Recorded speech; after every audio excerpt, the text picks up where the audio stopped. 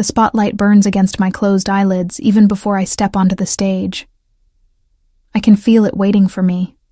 That circle of white-hot exposure that transforms me from Francesca Moretti, 26-year-old nobody from Queens, into something else entirely, something worth watching.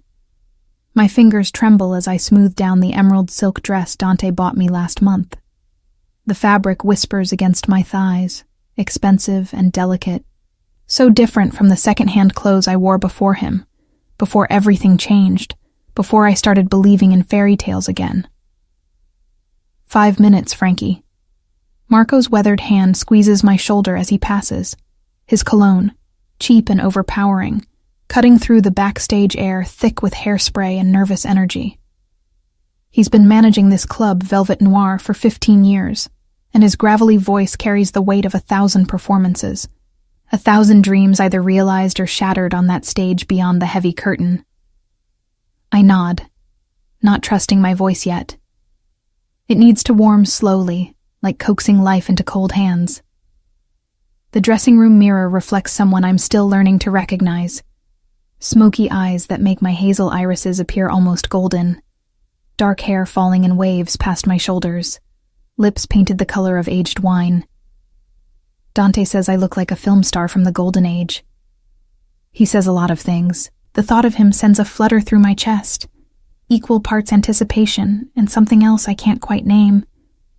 He promised he'd be here tonight, front row center, watching me like he always does with those intense dark eyes that seem to see straight through to my bones.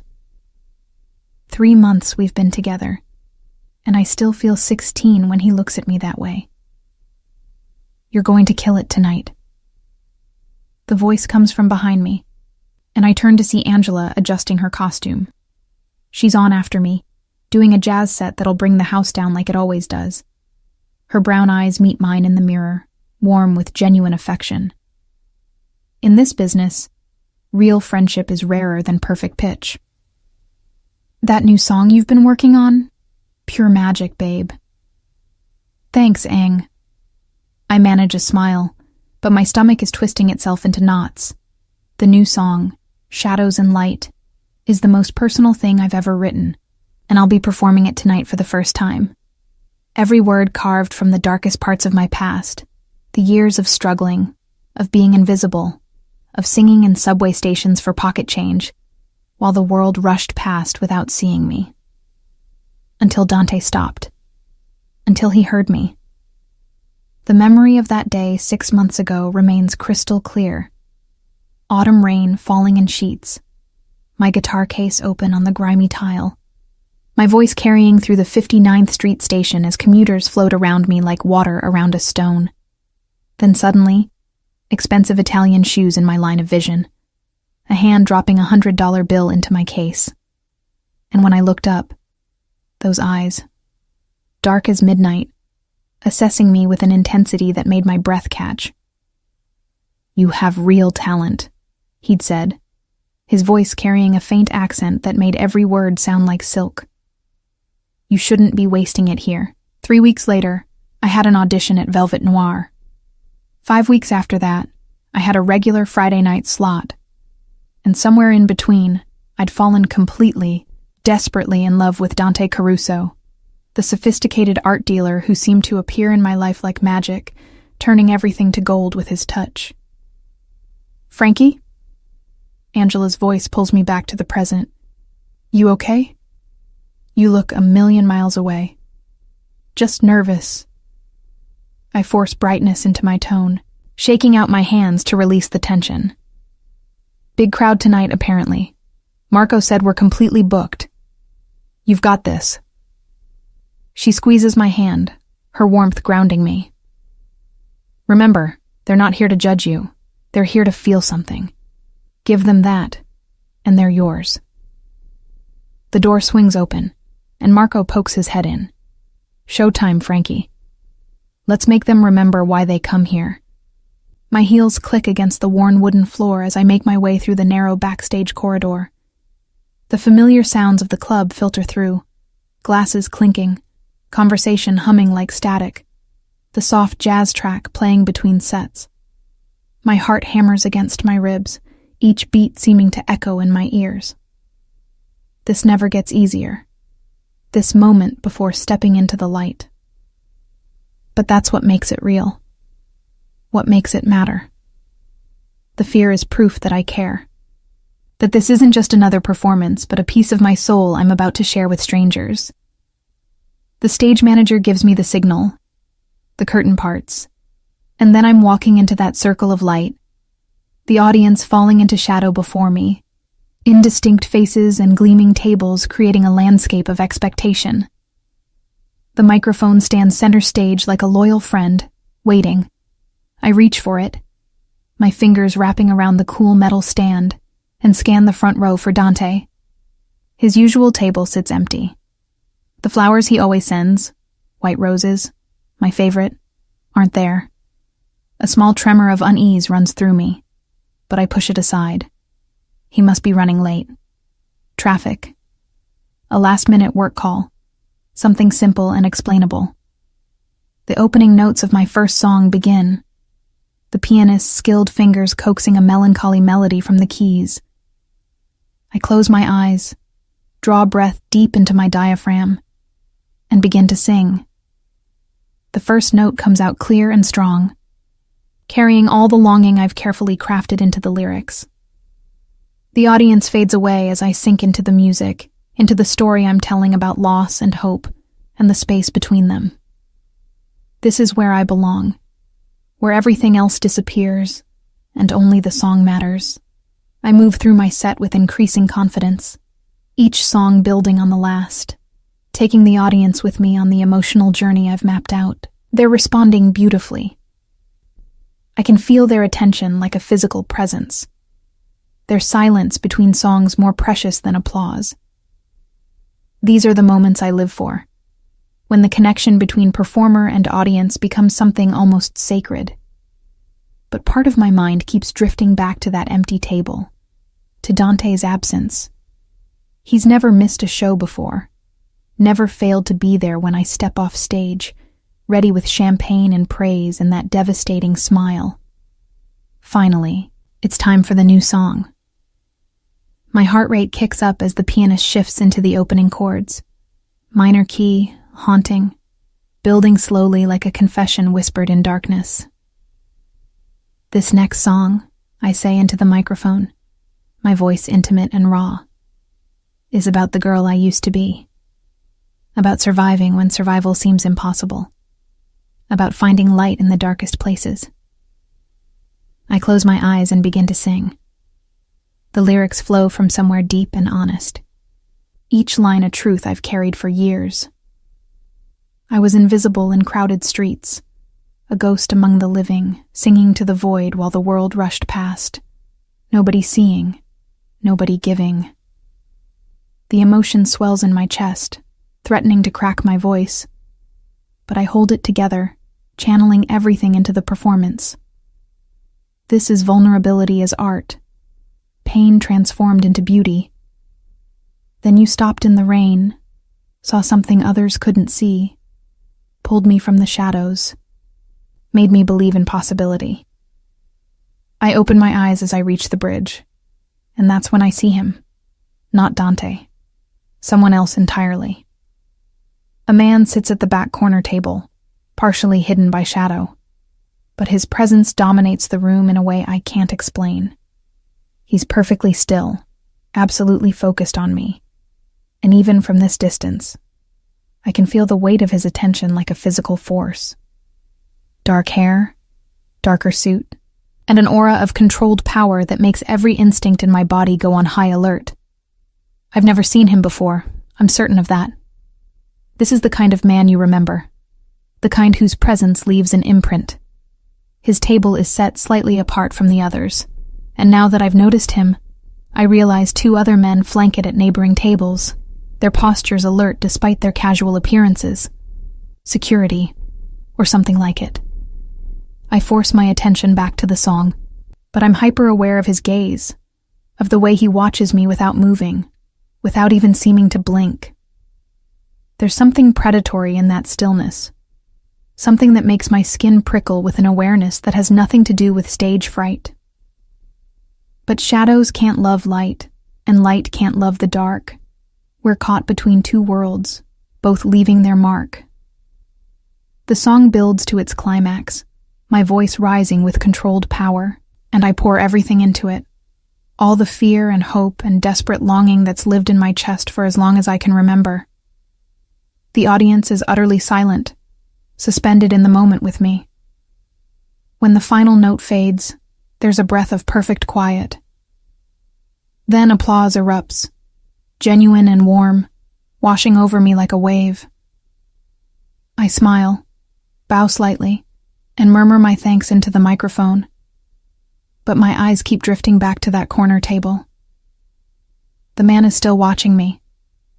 Not applauding, not moving, just watching. And there's something in his gaze that sends a shiver down my spine. Not fear exactly, but recognition. As if he sees something in me that I've been trying to hide. "Thank you," I say to the audience, my voice slightly breathless. "You've been wonderful. Enjoy the rest of your evening." I step away from the microphone and walk off stage on unsteady legs, the adrenaline that sustained me through the performance beginning to drain away. Backstage, the familiar chaos of the dressing room should ground me, but I feel oddly disconnected, my mind still on that man's unwavering stare. "Frankie, you were incredible." Angela pulls me into a hug, and I cling to her solid warmth for a moment. Seriously, I had goosebumps. That new song? Fucking beautiful. "Thanks." I try to match her enthusiasm, but something feels off, like the world has tilted slightly on its axis. My phone, which I'd left on the dressing table, lights up with a notification. My heart leaps. Maybe it's Dante, explaining why he couldn't make it. But when I pick it up, the message isn't from him. It's from an unknown number, and the words make my blood run cold. "Ask your boyfriend where he is right now." Actually, don't. Let me show you. Below the text is a photo, and at first my brain refuses to process what I'm seeing. It's grainy, clearly taken from a distance, but unmistakable. Dante, in what looks like a hotel room, his arms wrapped around a blonde woman I don't recognize. They're kissing, his hands tangled in her hair, and there's an intimacy in the image that speaks of more than a momentary mistake. The phone slips from my suddenly numb fingers, clattering against the dressing table. Angela is saying something, her voice seeming to come from very far away, but I can't make out the words over the rushing sound in my ears. "Frankie? Frankie, what's wrong?" Her hands grip my shoulders, turning me to face her, and I see my own shock reflected in her worried expression. I start, but I don't know how to finish that sentence. What do I need? Air? Answers? To unsee what I just saw? I pick up the phone with shaking hands and show Angela the image. Her face goes pale, then flushes with anger. "That fucking bastard. Frankie, I'm so sorry. How dare he? I need to leave." The words come out mechanical, distant. "I need to go." "Okay, but maybe you should sit down first. You look like you're going to pass out." She's right.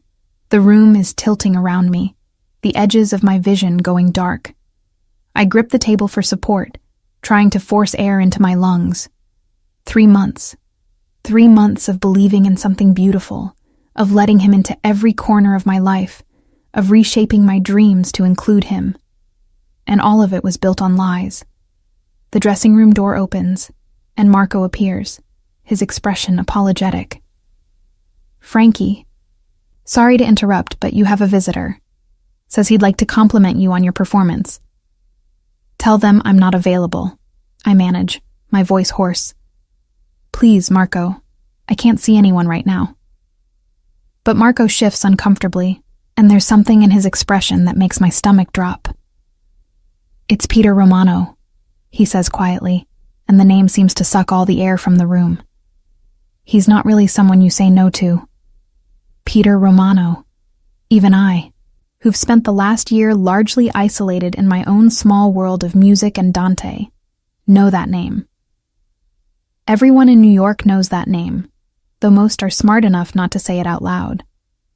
Real estate magnate officially, but the rumors that swirl around him tell a different story, one of power that extends far beyond legitimate business, of connections to the families that run this city's shadows.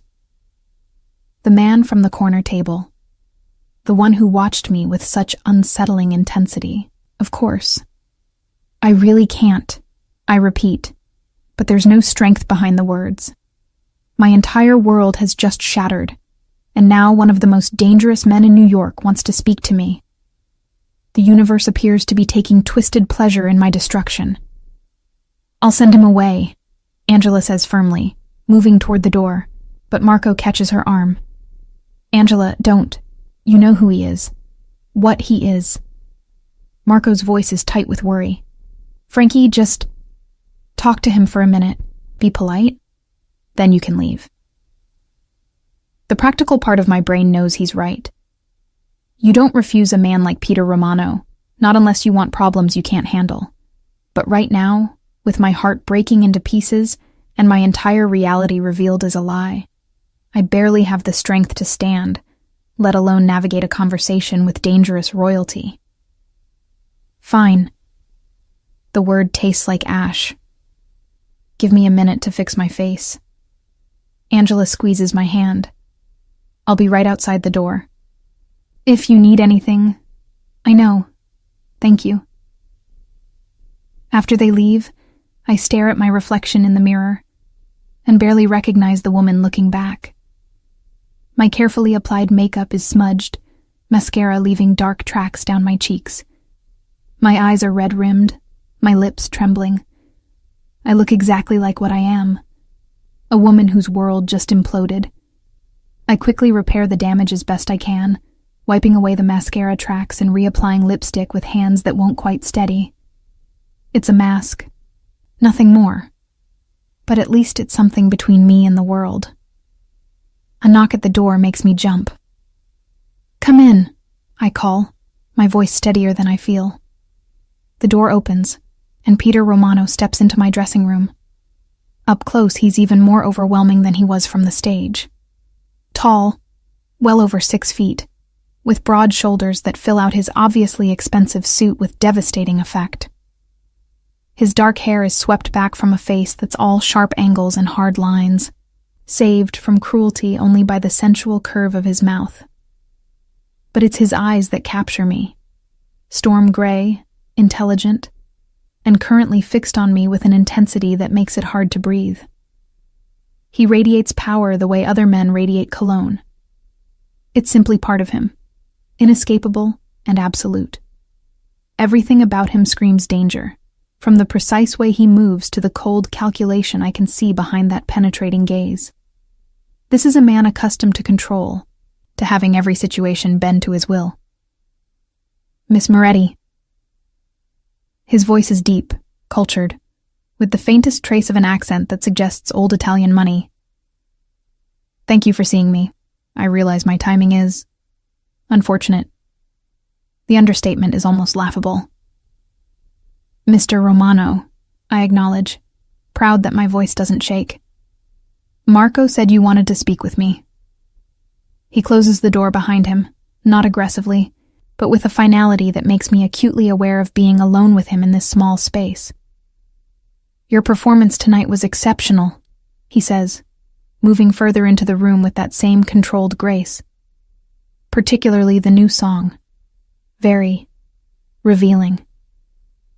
There's something in the way he says that last word that makes my skin prickle, as if he heard more in my performance than I intended to reveal, as if he sees more than I want him to see. Thank you. I keep my responses minimal, wary. I appreciate you taking the time to say so. His lips curve into something that might be a smile, though there's no warmth in it. I'm not here merely to compliment you, Miss Moretti. Though your talent certainly warrants praise, I have a proposition for you. Of course he does. Men like Peter Romano don't visit nightclub dressing rooms to chat about music. I'm listening. He produces a business card from his jacket pocket and places it on the dressing table between us. The card is black, with silver embossed text that reads simply, Peter Romano, and a phone number. Nothing else. No company name, no title. He doesn't need them. I own several establishments around the city, he says, his eyes never leaving mine. Restaurants, clubs, hotels, venues where someone with your talent could truly shine, where you could reach the audience you deserve. My hands twist together in my lap, a nervous habit I can't quite suppress. I appreciate the offer, but I'm happy here at Velvet Noir. Are you? The question is gentle, but there's something knowing in his tone that makes me uncomfortable. Happy performing for drunken businessmen and tourists? Happy limiting yourself to this? He glances around the cramped dressing room with its flickering lights and peeling wallpaper. Charming but ultimately restrictive venue? He's not wrong, and we both know it. Velvet Noir has been good to me, but it's not where I want to stay forever. I've dreamed of bigger stages, real recording contracts, tours that take me beyond New York's 5 boroughs. But Dante always said I needed to be patient, that success took time, that I shouldn't rush things. Dante. The thought of him sends a fresh wave of pain through my chest, and I have to look away from Peter Romano's too perceptive gaze. I'm sorry, I say, standing up on legs that feel like water. This has been a difficult evening, and I'm not in the right headspace to discuss business opportunities. Perhaps another time. He's not worth your tears. The words stop me mid-movement. I turn to stare at him, my heart suddenly pounding. Excuse me? Peter Romano's expression doesn't change, but something flickers in those gray eyes. Not quite sympathy, but acknowledgement. Dante Caruso. The man you've been waiting for all evening. The man who sent you that photograph. He pauses, letting that sink in. He's not worth a single tear from someone with your strength. My blood runs cold. How do you know about that? I make it my business to know things, Miss Moretti. He says it casually, as if surveillance and invasion of privacy are perfectly normal behaviors, especially when it concerns people who interest me. I don't. I start, but my voice fails. The room suddenly feels too small, the walls closing in. I need you to leave. Please. He doesn't move. Instead, he studies me with that unsettling intensity, and I have the irrational feeling that he's seeing every secret I've ever kept, every vulnerability I've tried to hide. You deserve better than Dante Caruso, he says finally. Better than this club, than singing for people who don't truly appreciate you, better than being invisible. The last word makes my breath catch, because it's exactly the word from my song, the song I poured my heart into just minutes ago. And he heard it. He understood it. Why do you care? The question comes out sharper than I intend, but I'm too raw for politeness. You don't know me. You don't know anything about my life. A slight smile curves his lips, and this time there's something almost predatory in it. Not yet, he says softly, but I intend to. Before I can respond, before I can process the implicit promise in those words, he moves toward the door. But he pauses with his hand on the handle, looking back at me over his shoulder. Keep the card, Miss Moretti. When you're ready to stop settling for less than you deserve, call that number. I'll be waiting. Then he's gone, leaving me alone with my shattered heart, my ruined dreams, and the uncomfortable feeling that my life just changed in ways I don't yet understand. I sink back onto the chair, my legs finally giving out, and stare at the black business card on my dressing table. The silver numbers seem to shimmer in the fluorescent light, like a doorway to something I'm not sure I'm ready for. Outside, I can hear Angela's worried voice, Marco's gruff responses, the distant sound of the next performer taking the stage. Normal sounds of a normal Friday night, except nothing is normal anymore. Everything I thought I knew, about Dante, about my future, about myself, has been revealed as illusion. And Peter Romano, dangerous and powerful and far too interested, has just made it clear that he sees me in a way that both terrifies and, God help me, intrigues me. I pick up my phone, my hand still shaking, and scroll to Dante's number. I should call him, demand answers, tell him I know what he's done. But what would be the point? The photo said everything that needed saying. Instead, I delete his number. Delete every text, every photo, every digital trace of our relationship.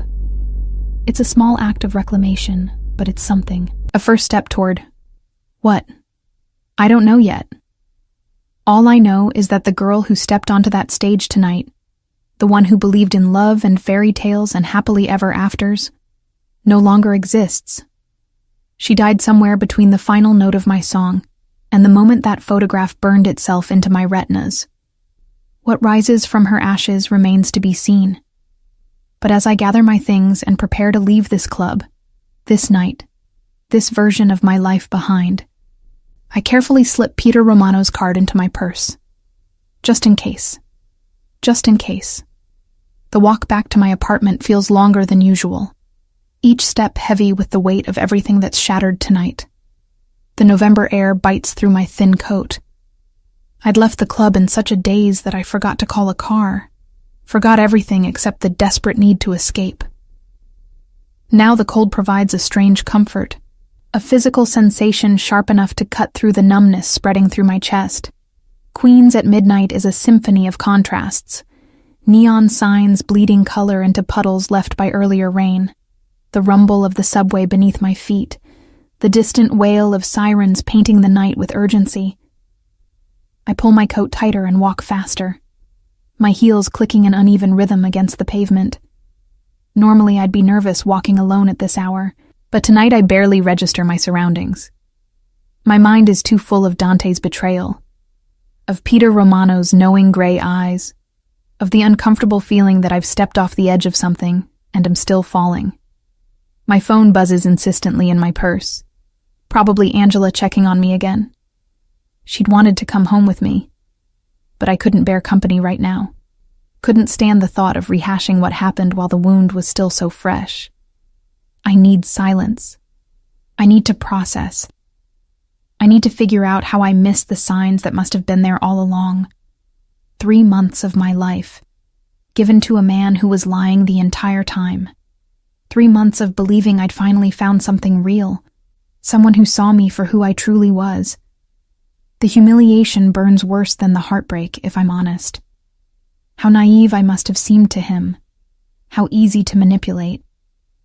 The struggling singer, so grateful for his attention, so eager to believe in the fantasy he was selling. My building comes into view.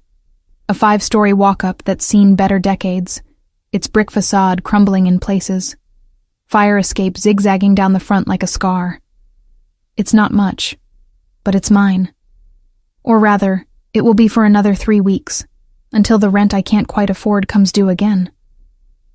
Dante had offered to help with that, had suggested I move in with him, but I'd refused.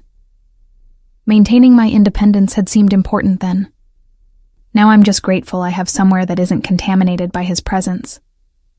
I'm fumbling for my keys when I notice the car parked across the street. Sleek, black, expensive.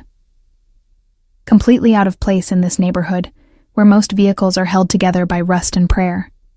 The windows are tinted, but I can see the faint glow of someone inside, and every instinct suddenly screams danger. I freeze, my keys clutched in my hand like a weapon, my heart rate spiking.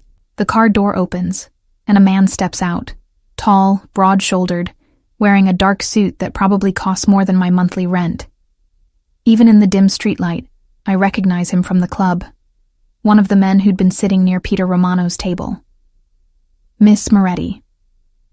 His voice is professionally neutral, neither threatening nor friendly. Mr. Romano asked me to ensure you arrived home safely.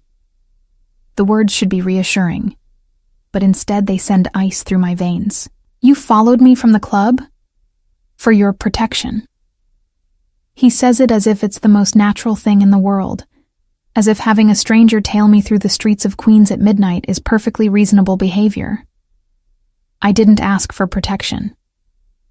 My voice comes out stronger than I feel, anger cutting through the fear. And I certainly didn't give anyone permission to follow me home. The man's expression doesn't change. Mr. Romano was concerned. Given the evening's events, he thought it prudent to make sure you weren't approached by anyone who might wish to cause you distress. Anyone like Dante, he means. The implication is clear. Peter Romano knew I'd received that photograph, knew I'd be vulnerable, and took it upon himself to have me watched, protected, monitored. The lines between those concepts are blurring in ways that make my skin crawl. Tell Mr. Romano I appreciate his concern, but I can take care of myself. I turned toward my building's entrance, but his next words stopped me cold. Mr. Romano also wanted me to inform you that Dante Caruso will not be contacting you again. He's been made to understand that would be unwise. I spin back around, my exhaustion forgotten in a fresh surge of adrenaline. What does that mean? What did he do? For the first time, something that might be sympathy flickers across the man's face. Nothing that Mr. Caruso didn't deserve, Miss Moretti. Simply a conversation about respect and consequences. You won't be troubled by him again. The casual way he says it, as if Peter Romano can simply make people disappear from my life with a conversation, should terrify me. And it does. But there's also a treacherous part of me that feels something else. Relief? Gratitude? The idea that I won't have to face Dante, won't have to endure his excuses and lies, holds a certain dark appeal. I should go inside. I don't know what else to say, how to process any of this. Thank you for making sure I got home safely. He nods once, a slight inclination of his head that somehow conveys respect.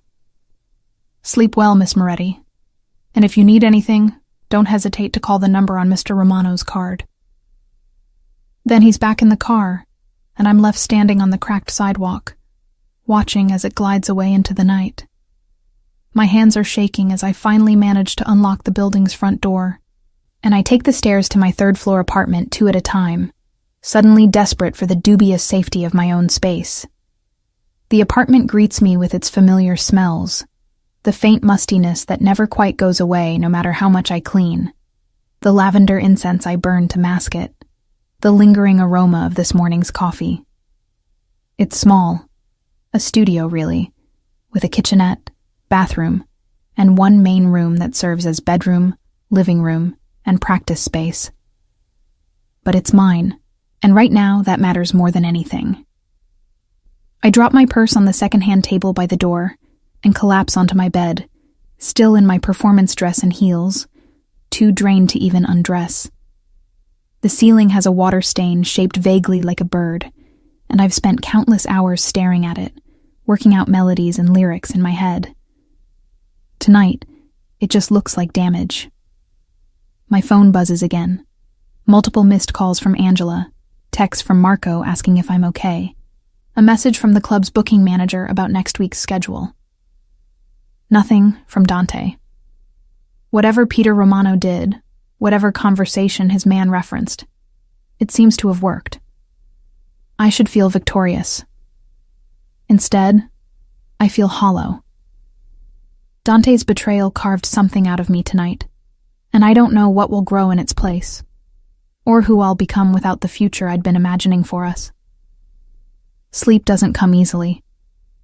When it finally does, my dreams are fragmented and strange, Dante's face dissolving into smoke, Peter Romano's gray eyes watching me from shadows, the sensation of falling through darkness with no bottom in sight. I wake repeatedly, disoriented and gasping, until finally I give up around 5 a.m. and drag myself to the shower.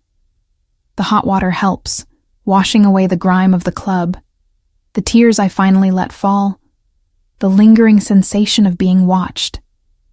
I stand under the spray until it runs cold, then force myself through the motions of normalcy. Coffee, toast I can barely choke down. The mindless scroll through social media that reveals nothing about Dante's life. His accounts are as carefully curated as everything else about him, showing only what he wants the world to see. I'm halfway through my coffee when someone knocks on my door. Not the buzzer downstairs. Someone is actually at my apartment door, which means they either live in the building or somehow got past the security door that barely functions.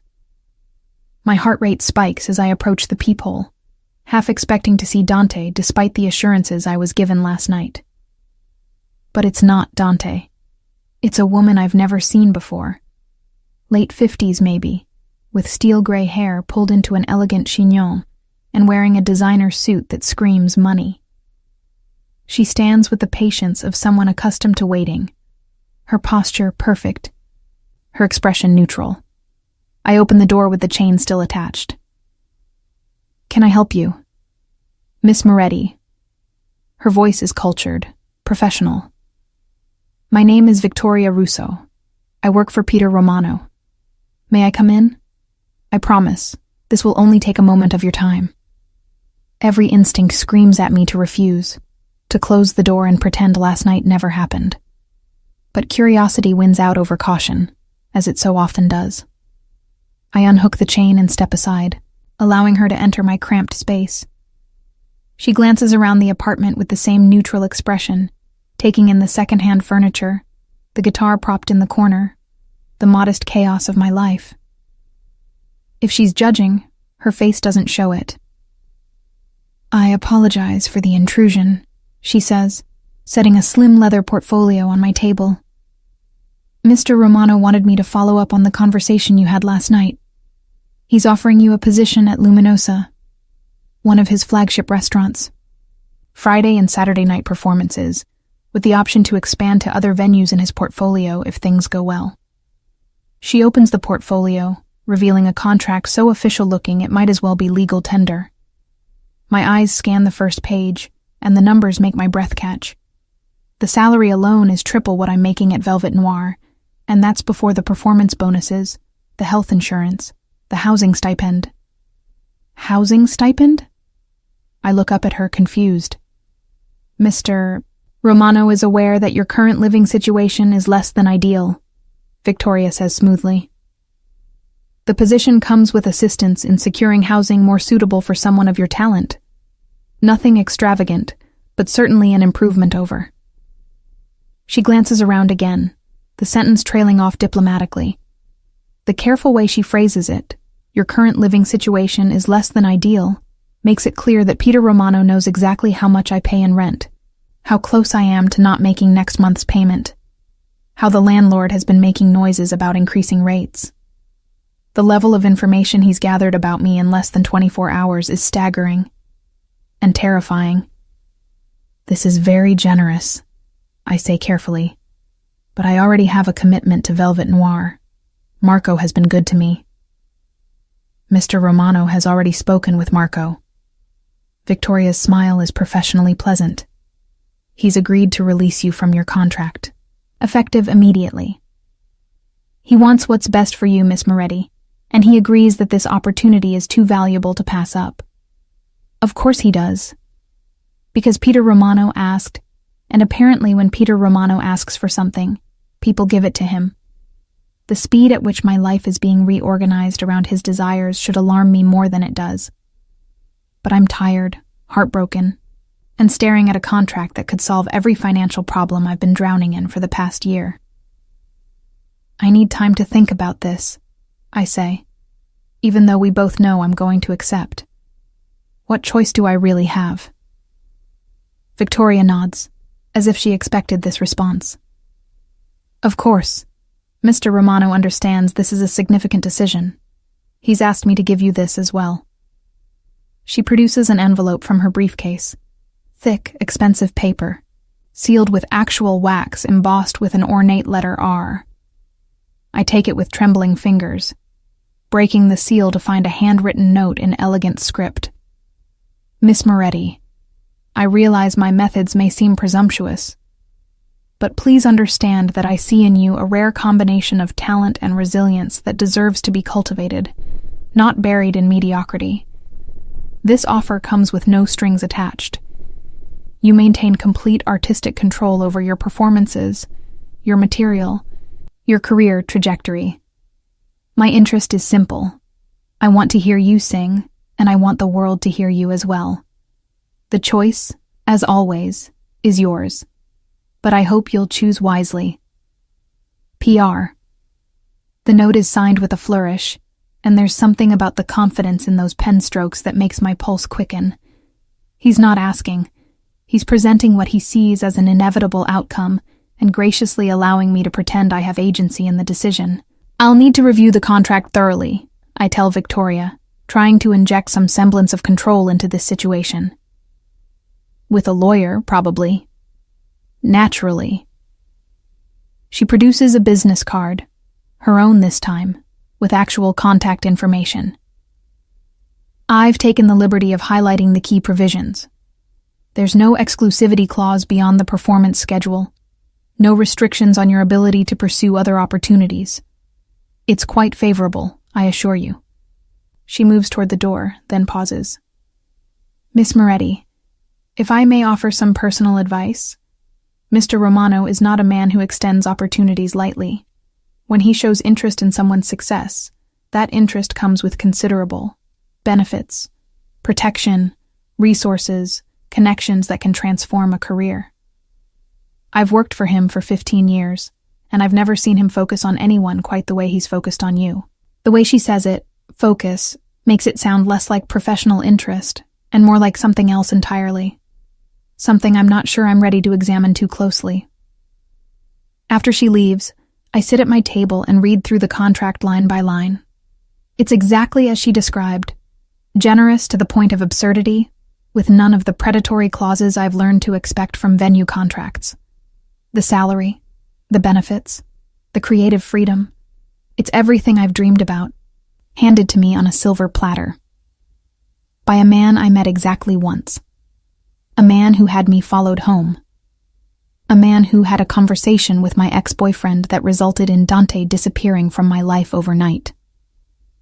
A man whose reputation is built on power that operates outside the law's reach. I should be running.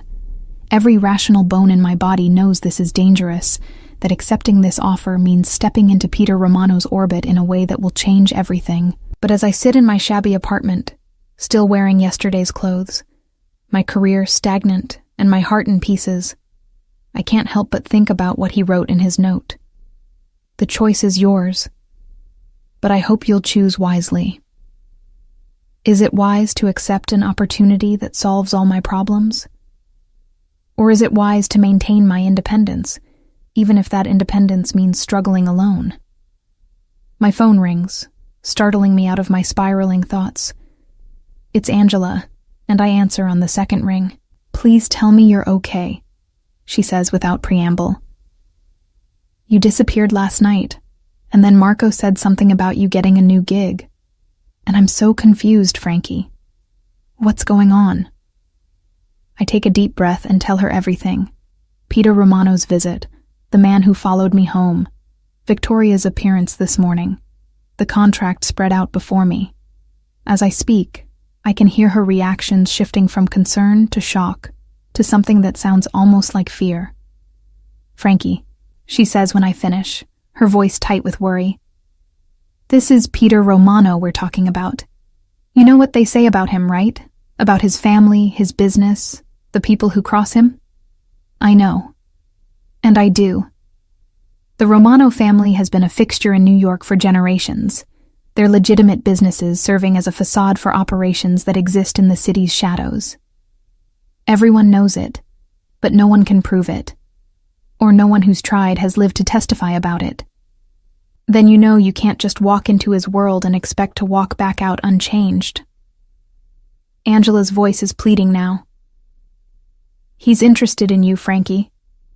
And when men like that get interested, it's not just about your singing voice. It's about possession, control. Maybe, I admit, because I'm not naive enough to deny the possibility. But Angela, I'm drowning here. The rent is due in 3 weeks and I don't have it. Dante's gone, my savings are depleted, and Velvet Noir barely pays enough to survive. This offer, it's a lifeline. Maybe the only one I'm going to get. There's a long silence on the other end. Finally, Angela sighs. Just promise me you'll be careful, that you won't let him get too close. Keep it professional, take the money, sing your heart out, but don't let him make you into something you're not. I promise, I say, though I'm not sure it's a promise I can keep. After we hang up, I sit for a long time, staring at the contract, at Peter Romano's note, at my reflection in the darkened screen of my phone. The girl looking back at me seems like a stranger, hollow-eyed, uncertain, poised on the edge of something that feels like either salvation or destruction. Finally, I pick up my phone and dial the number on Victoria Russo's card. She answers on the first ring, as if she's been waiting. "Miss Moretti," she says warmly. "Have you made a decision?" I close my eyes, think of Dante's betrayal, of my empty bank account, of Peter Romano's intense gray eyes, and the feeling that he sees straight through to my bones. "I'll take the position," I hear myself say. "When do I start?" Excellent choice. Victoria's satisfaction is audible. Mr. Romano will be pleased. Shall we say Friday evening? That gives you time to prepare your set and familiarize yourself with the venue. I'll have a car pick you up at 6. A car isn't necessary. Mr. Romano insists. She interrupts gently. Consider it one of the benefits of the position. After we finalize the details and end the call, I sit in the sudden silence of my apartment and wonder what I've just agreed to. Outside, the city is waking up. Car horns blaring, people shouting, the constant thrum of New York doing what it does best. But in here, I feel suspended in amber, caught between the life I've been living and the one I'm about to step into. My phone buzzes with a text from an unknown number. "Thank you for your trust, Miss Moretti. I look forward to hearing you sing again. PR." The message should feel invasive. He's obviously been monitoring my communications with Victoria. But instead, there's something almost reassuring about it. As if by accepting his offer, I've stepped under an umbrella of protection that extends beyond simple employment.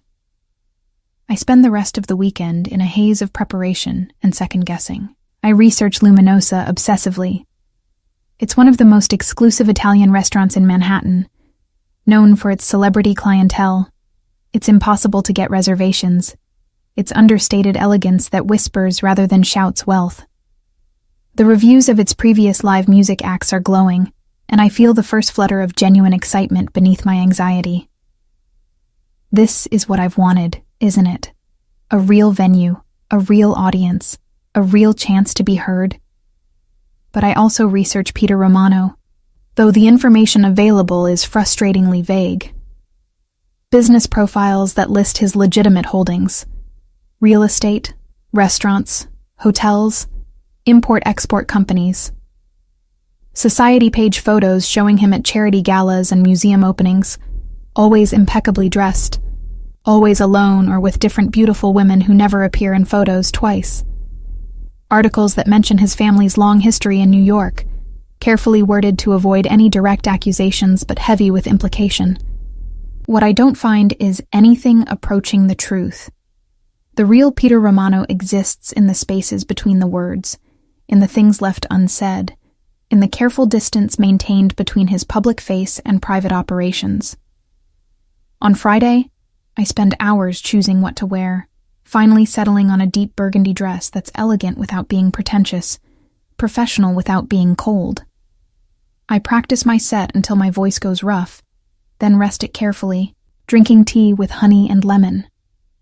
By the time 6 o'clock approaches, My nerves are strung so tight, I feel like I might vibrate out of my skin.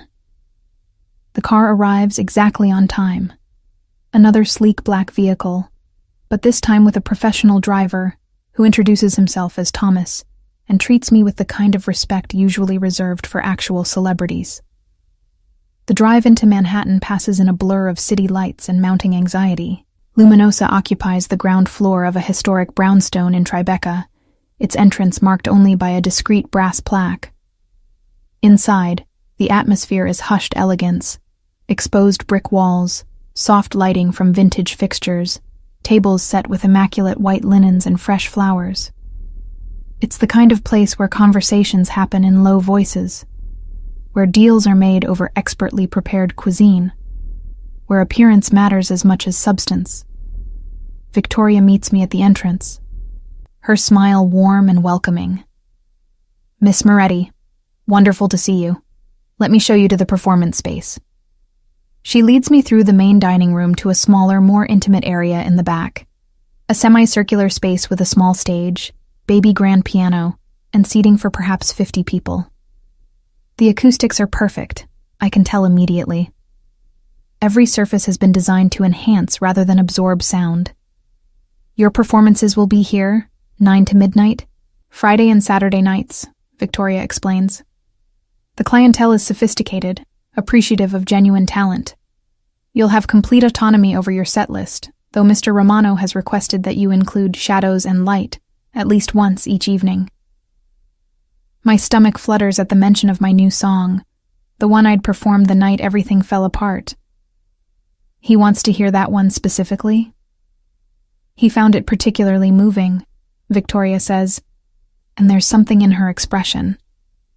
A knowing look that makes me wonder exactly what Peter Romano sees when he looks at me, what he hears when I sing.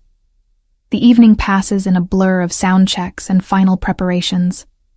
The pianist, a gentle man named Marcus with silver hair and nimble fingers, proves to be exceptional, adapting to my style with impressive ease. By the time 9 o'clock approaches, and the first guests begin to filter into the space, I feel as prepared as I'm going to be. I step onto the small stage in my burgundy dress, the lights dimming as attention focuses on me, and for a moment, I'm transported back to Velvet Noir, to that last performance before everything changed. But this audience is different, attentive in a way that speaks to real appreciation rather than casual entertainment. These are people who came specifically to hear music, to experience something beyond dinner. I scan the room as Marcus plays the opening notes of my first song, and there, at a corner table partially hidden by shadow, sits Peter Romano. He's dressed impeccably as always, in a charcoal suit that makes his gray eyes appear even more luminous in the low light. And he's watching me with that same intense focus I remember from Velvet Noir, as if nothing else in the room exists, as if I'm the only thing worth his attention. Our eyes meet, and he inclines his head slightly. Acknowledgement, approval, something else I can't quite name. Then I close my eyes and begin to sing, pouring everything into the performance, my heartbreak, my confusion, my tentative hope that maybe, just maybe, I'm stepping into something that will save rather than destroy me. The audience response is immediate and enthusiastic, but I'm only peripherally aware of it, because throughout my entire set, I can feel Peter Romano's gaze on me, constant and unwavering. And despite Angela's warnings, despite my own reservations, there's something intoxicating about being seen so completely by someone so powerful. When I finally perform Shadows and Light, the song that started all of this, I open my eyes and look directly at him. His expression hasn't changed, still that same controlled intensity. But something in the set of his shoulders, the way his fingers rest on his whiskey glass, suggests he's not as unaffected as he appears. But shadows can't love light, and light can't love the dark. We're caught between two worlds, both leaving their mark. As I sing the final lines, I wonder if he understands that I'm singing about him now, about this impossible situation I've stepped into, about the dangerous attraction building between us, unspoken, but undeniable. When the performance ends and the audience applauds, Peter Romano raises his glass to me in a silent toast. Then he stands and walks out of the room, leaving me on stage with my racing heart and the uncomfortable knowledge that everything just changed again. Victoria appears at my elbow as I step down from the stage. Exceptional, Miss Moretti. Truly exceptional. Mr. Romano was very pleased. Where did he go? The question escapes before I can stop it. Her smile is knowing. He has other business to attend to tonight, but he asked me to tell you that he'll be here tomorrow evening as well. He wants to hear you again. Of course he does, because Peter Romano gets what he wants. And apparently, what he wants is to hear me sing, to watch me, to pull me deeper into his orbit with each performance, each paycheck, each car that arrives precisely on time. As Thomas drives me home that night, I stare out the window at the city blurring past and wonder how long I can maintain the pretense that this is simply a job, simply an opportunity. How long before I have to acknowledge what's really happening, that Peter Romano isn't just interested in my voice, he's interested in me. And men like him don't take interest lightly. The question is, what will he do with that interest? And perhaps more importantly, what will I let him do? My phone buzzes with a text from the same unknown number as before. Beautiful performance tonight. You belong on that stage, not hidden in shabby clubs. This is only the beginning. PR. I stare at the message for a long time, my thumb hovering over the reply button. Finally, I type back a simple response. Thank you for the opportunity. His reply comes almost instantly. The pleasure is entirely mine, Francesca. Sleep well. The use of my full name, the intimacy implied by it, sends a shiver through me. And as I climb the stairs to my apartment, knowing it will only be home for a little while longer, that the housing stipend will move me somewhere nicer, somewhere closer to his world, I can't shake the feeling that I've just sold my soul. The only question is, what did I get in return? And will it be worth the price? The apartment Victoria shows me 3 weeks later is everything my current place isn't. Spacious, modern, flooded with natural light from floor-to-ceiling windows, overlooking a tree-lined street in the West Village. Hardwood floors gleam beneath my feet as I walk through rooms that seem impossibly large after years of cramped studio living. There's an actual bedroom with a door that closes, a kitchen with appliances that look like they belong in a magazine spread, a bathroom with a clawfoot tub I can already imagine sinking into after long performance nights. The lease is in your name, Victoria explains, her heels clicking softly against the wood as she gestures around the living room. Mr. Romano has covered the first 6 months as part of your employment package. After that, the housing stipend should more than cover the rent, assuming you wish to stay. It's beautiful, I say, and mean it. The space feels like something from a dream, the kind of apartment I used to walk past and imagine living in someday, when my career took off, when I finally made it. But it seems like too much. I don't need something this expensive, Mr. Romano insists. Victoria's tone is gentle but firm, the same way she says everything that relates to what Peter Romano wants. He believes your living situation should reflect your value as an artist. And frankly, Miss Moretti, this neighborhood is safer. The building has excellent security, and you'll be much closer to Luminosa for your performances. She's right, of course. My current place in Queens requires an hour-long commute, and the building's idea of security is a front door that sometimes locks. But accepting this apartment feels like crossing another line, taking another step deeper into Peter Romano's carefully constructed web. Still, as I stand in the sunlight pouring through those magnificent windows, imagining my guitar in the corner, my books on those built-in shelves, my life finally resembling something stable and successful, I can't bring myself to refuse. When can I move in? I ask, and Victoria's smile tells me she knew I'd say yes all along. 2 days later, I'm settled into my new home with the help of movers Peter Romano arranged, because of course he did. My meager possessions look almost comically sparse in all this space. But there's something liberating about the emptiness. A blank canvas. A chance to start fresh. That evening, I have my regular Friday performance at Luminosa, and I arrive early to soak in the atmosphere before the crowd appears. Marcus is already at the piano, running through warm-up scales, and he greets me with his usual gentle smile. "How's the new place?" he asks, and I realize Victoria must have mentioned it to the staff. Nothing stays private in Peter Romano's world, a fact I'm learning to accept with varying degrees of comfort. "Like a dream," I admit, setting down my bag. "I keep waiting to wake up and find myself back in Queens," Marcus chuckles, his fingers dancing across the keys in a lazy jazz progression. "Get used to it, Francesca." When Mr. Romano takes an interest in someone's success, he doesn't do anything halfway. I've seen him transform careers with less effort than most people put into ordering lunch. There's something in the way he says it, takes an interest, that echoes Victoria's phrasing from weeks ago. Everyone seems to recognize something I'm still trying to pretend doesn't exist. Has he always been this? I search for the right word. Involved with the performers here?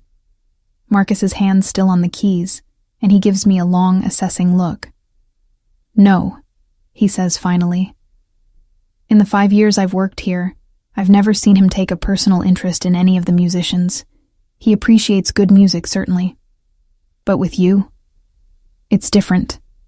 He's here every Friday and Saturday night, always at that same corner table, always watching you like you're the only person in the room." My stomach does a complicated flip at this confirmation of what I've been noticing but trying to ignore.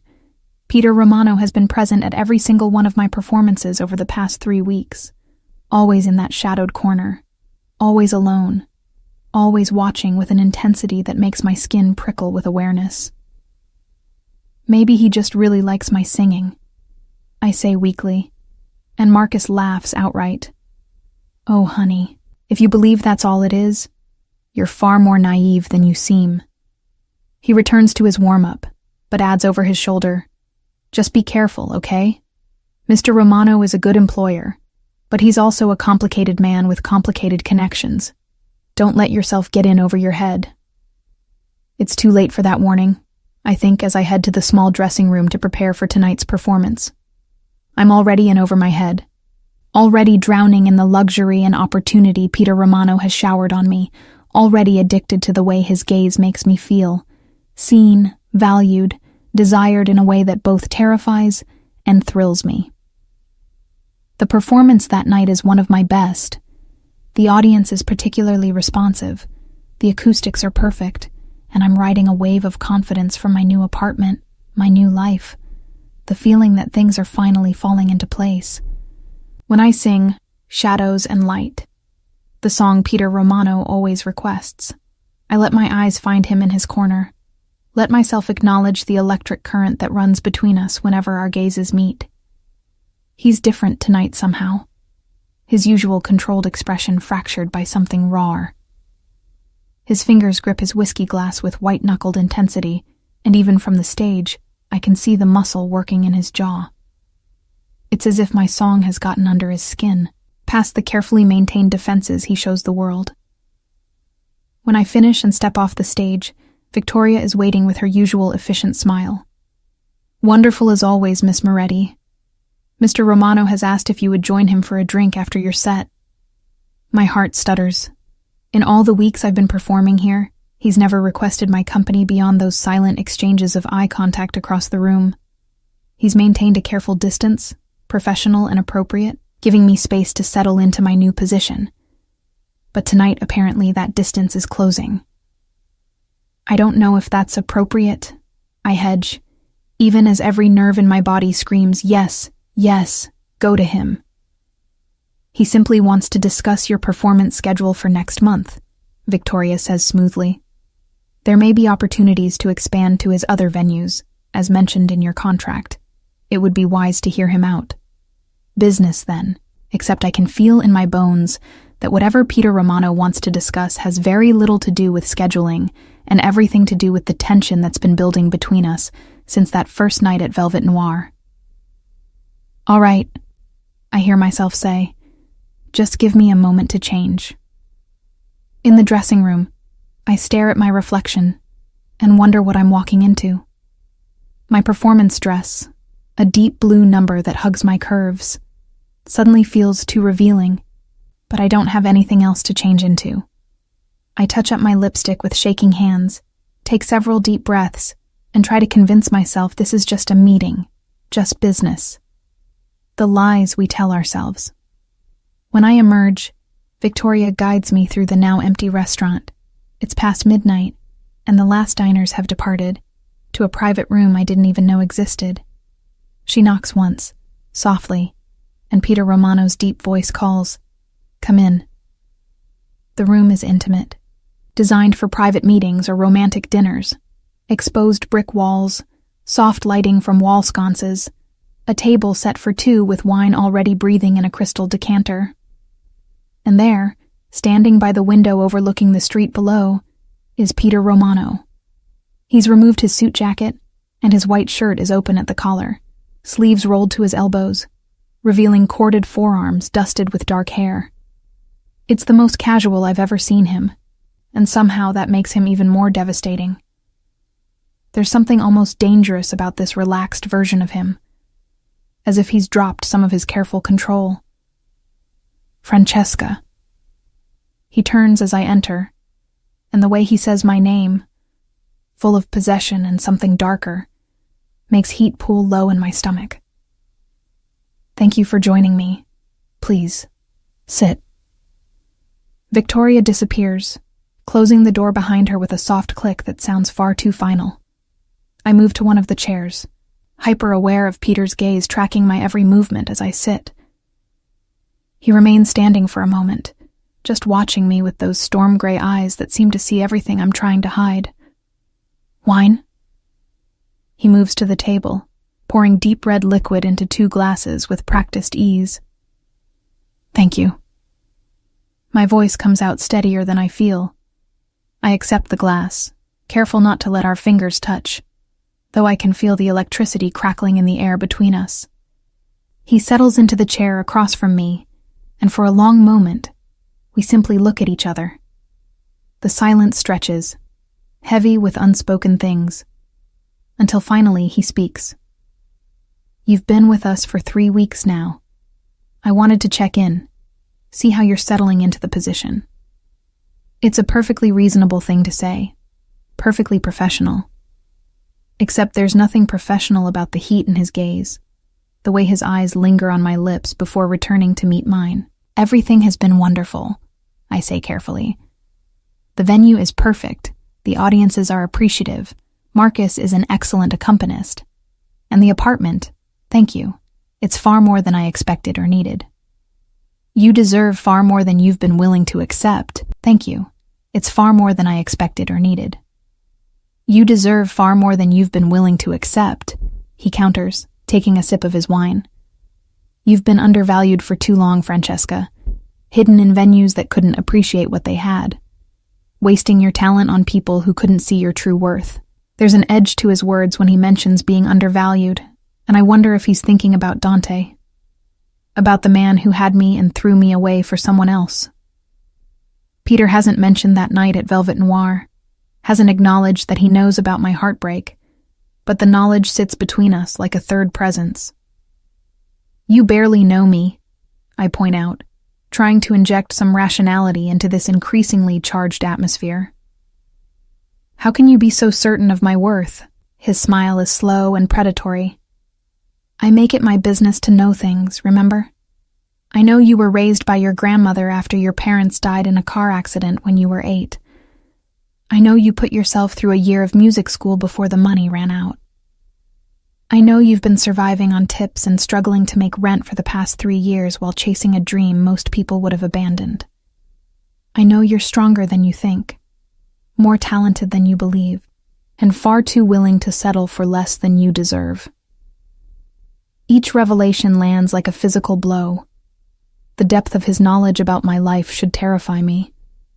But instead, there's something almost intoxicating about being so thoroughly seen. Dante claimed to love me, but never bothered to learn these details. Peter Romano, who has no reason to care, knows everything. That's an invasion of privacy, I manage weakly. It's due diligence. He leans forward slightly, his gaze intense. I don't invest in people I don't understand, Francesca. And make no mistake, you are an investment. One I intend to see succeed. An investment. The word tastes bitter on my tongue. Is that what I am to you? Something flickers in his eyes. Surprise, perhaps, that I'm challenging him. Then, that predatory smile returns. Among other things. The admission hangs in the air between us, heavy with implication. I should leave, should thank him for the wine and the conversation, and retreat to the safety of my new apartment. But I'm rooted to my chair, caught in his gravitational pull, unable to look away from those gray eyes that promise both danger and salvation. What other things? The question escapes before I can stop it, reckless and revealing. Peter sets down his wine glass with careful precision, then stands. For a heart-stopping moment, I think he's going to come to me, to close the distance between us and make real the tension that's been building for weeks. But instead, he walks to the window, his back to me, hands in his pockets. I saw you that night at Velvet Noir, he says, his voice low and controlled. Before the performance, you were cleaning tables, your shoulders tight with exhaustion, your hands raw from chemicals. And I thought, what a waste. What a fucking waste for someone with your talent to be invisible, overlooked, undervalued. He turns to face me, and the intensity in his expression steals my breath. Then I watched you perform, watched you pour your heart into that song about being invisible, about surviving in the shadows. And I saw someone who understood pain, who had transmuted suffering into art. Someone worth saving. I don't need saving, I say, but my voice lacks conviction. No. He moves toward me now, each step deliberate, and my pulse skyrockets. You need opportunity, resources, protection, things I can provide. He stops inches from my chair, looking down at me with an expression that's equal parts hunger and restraint. The question is, are you willing to accept them? I should say no, should recognize this for what it is.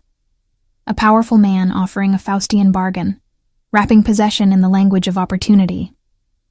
But as I look up at him, at the barely controlled desire in his eyes, at the promise of everything I've ever wanted dangling just within reach, I find myself asking instead, what would you want in return? His hand reaches out, and I hold my breath as his fingers trace the line of my jaw with devastating gentleness. The touch sends electricity racing through my nervous system, and I have to fight not to lean into his palm. Honestly, his voice is rough now, stripped of its usual control. Everything.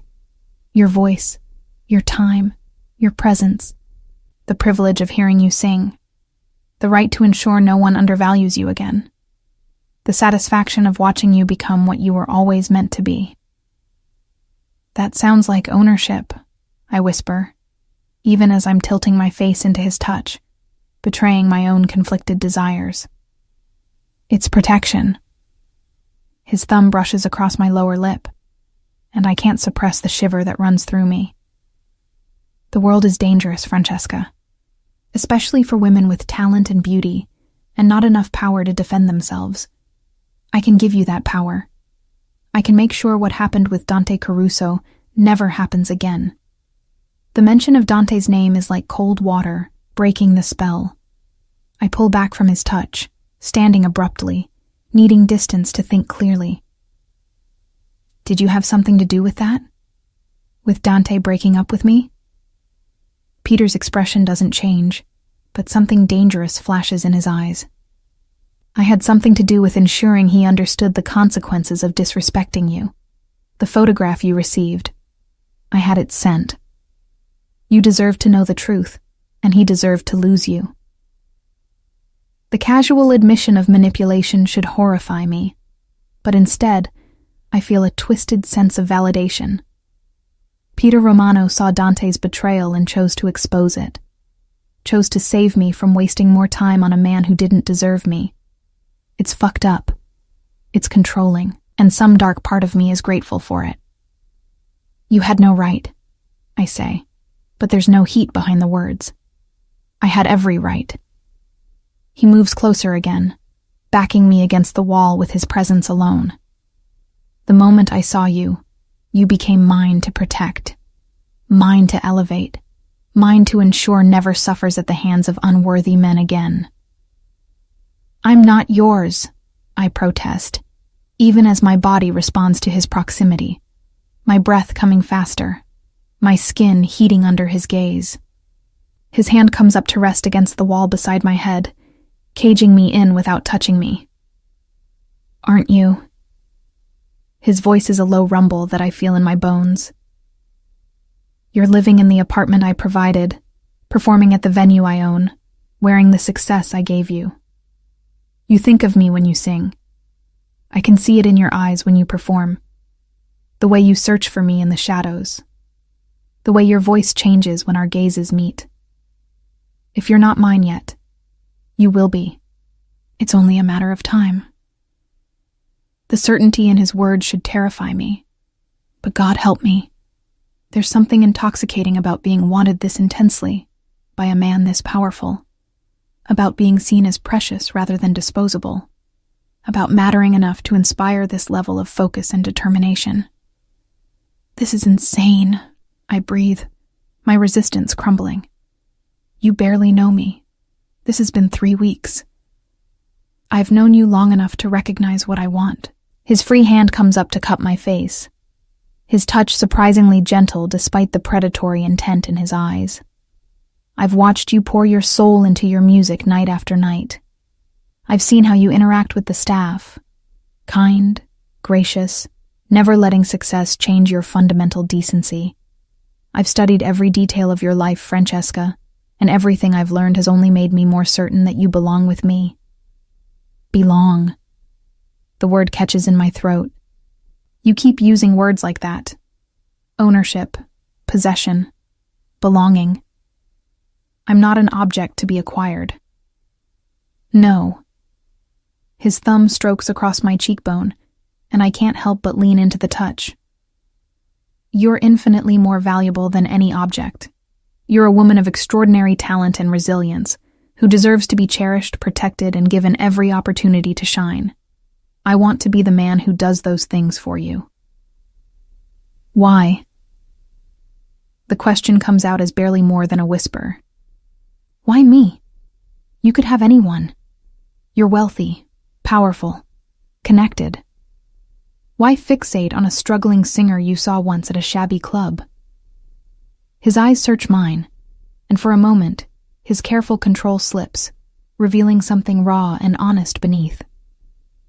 Because when you sang that night, you weren't performing. You were confessing. You were bleeding truth into every note, and it fucking wrecked me. I've built my life on control, on maintaining distance, on never letting anyone close enough to matter. And then I heard you sing about being invisible, and I realized I'd been invisible too, just in a different way. Hidden behind power and reputation, never letting anyone see the man beneath the armor. The vulnerability in his admission steals my breath. This is the real Peter Romano, I realize.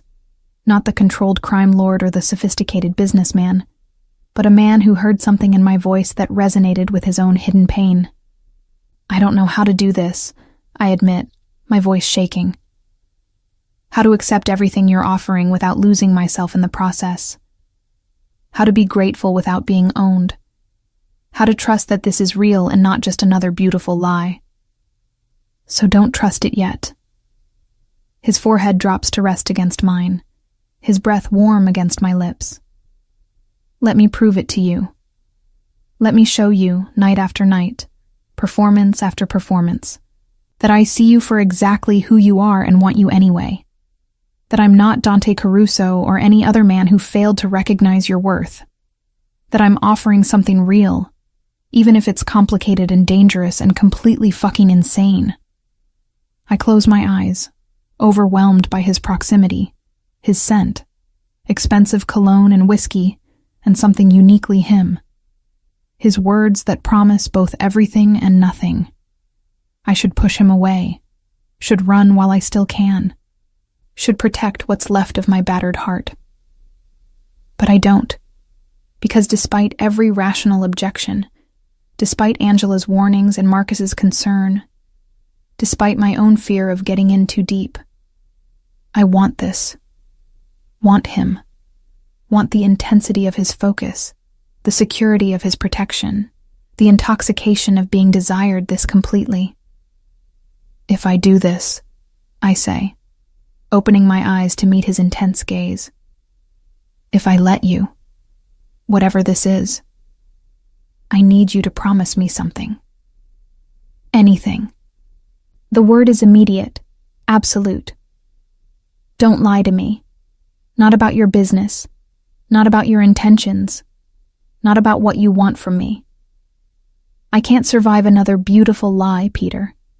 If this is going to be real, it has to be honest, even when the truth is ugly. Something shifts in his expression. Respect, maybe, or relief, that I'm not naive enough to pretend his world is anything but dark. I promise you honesty, Francesca. Even when it's uncomfortable. Even when it reveals things about me you might not want to know. I won't lie to you. Then tell me honestly, what do you want from me? Right now, in this moment? His eyes darken with undisguised hunger. I want to kiss you until you forget every man who came before me. I want to hear my name on your lips the way I hear it in my head when you sing. I want to claim you in every way that matters, marking you as mine so thoroughly that no one will ever question who you belong to. The raw honesty of his desire sends heat flooding through me, pooling low in my belly. That's not ownership. It's truth. His hand slides from my face to my neck, his thumb resting against my racing pulse. I want to own you, Francesca. Your heart, your body, your future. I want you to be mine in every sense of the word, and I want to be yours just as completely. That's the truth you asked for. Can you handle it? I should say no. Should tell him this is too intense, too fast, too dangerous. But as I look into his eyes and see the naked want there, matched by the want I feel surging through my own veins, I find myself whispering, yes.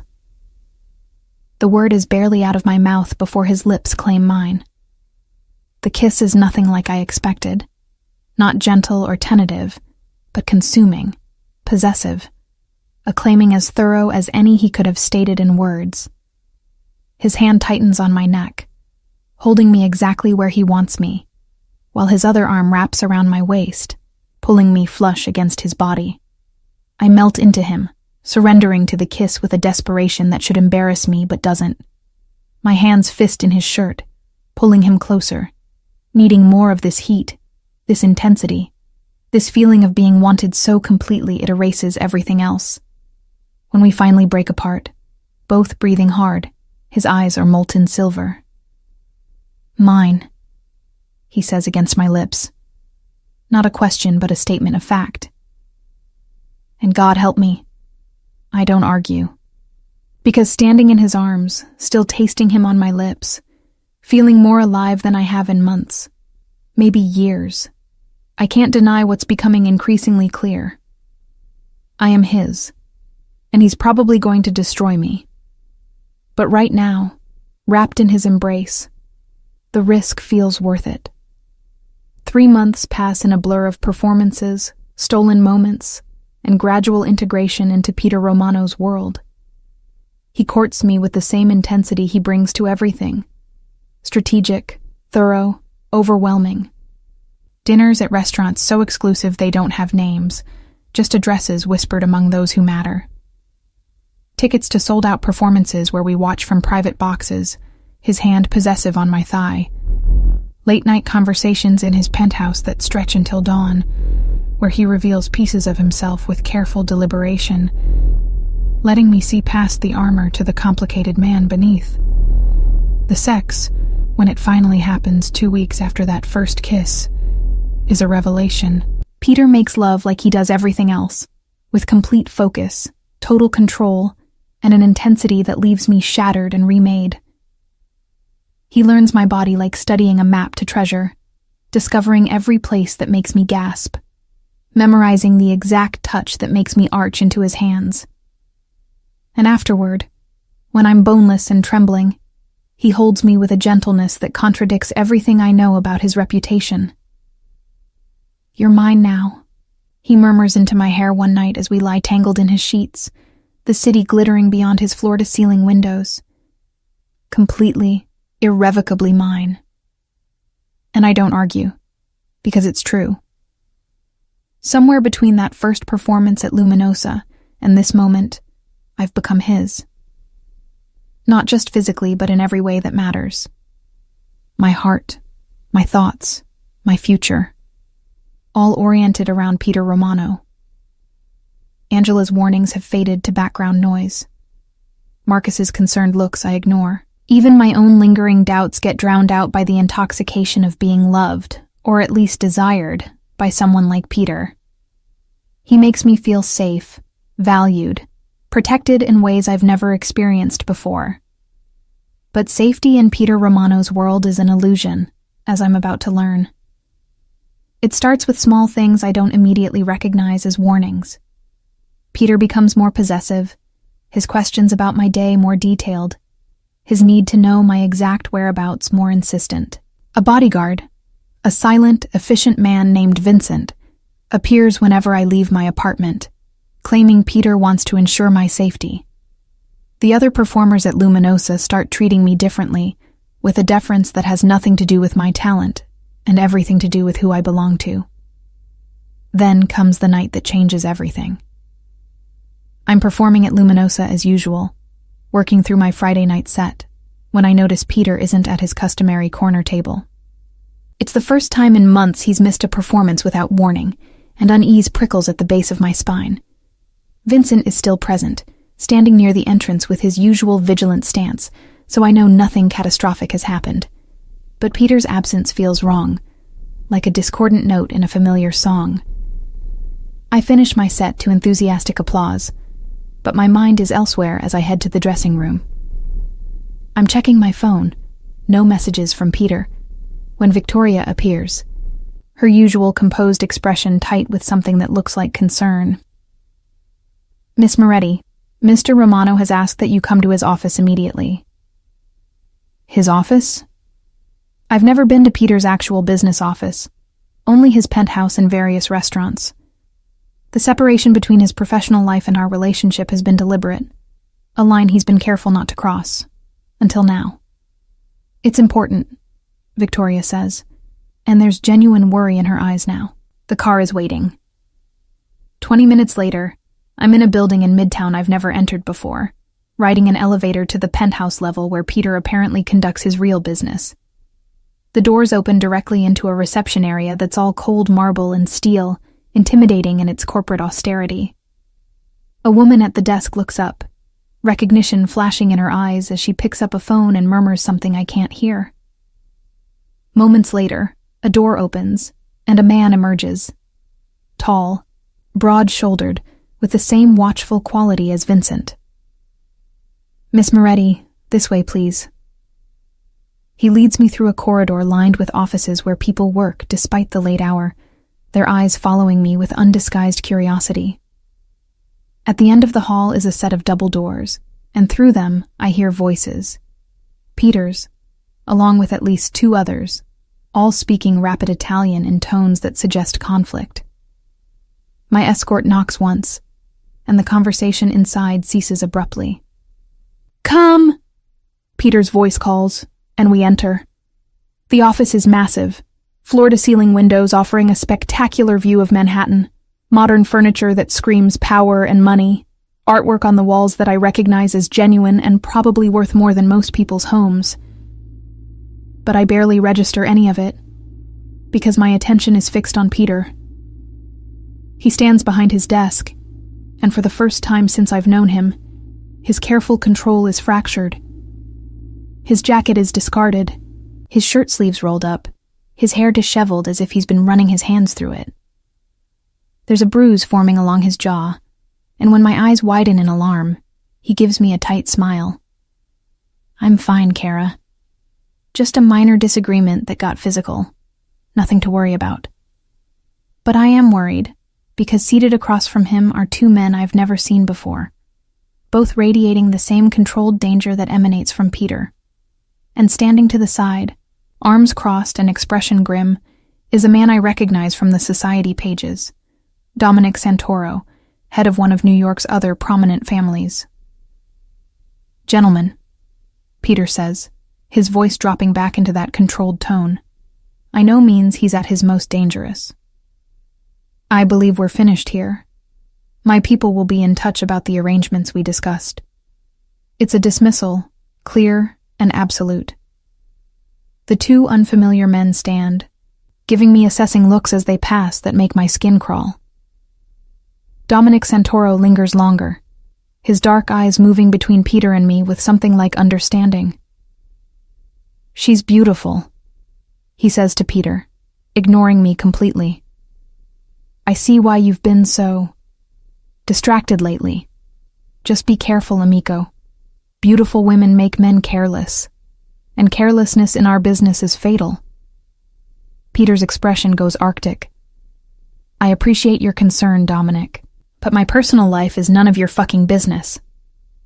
Dominic raises his hands in mock surrender, but his smile doesn't reach his eyes. "Noted. Just remember what we discussed.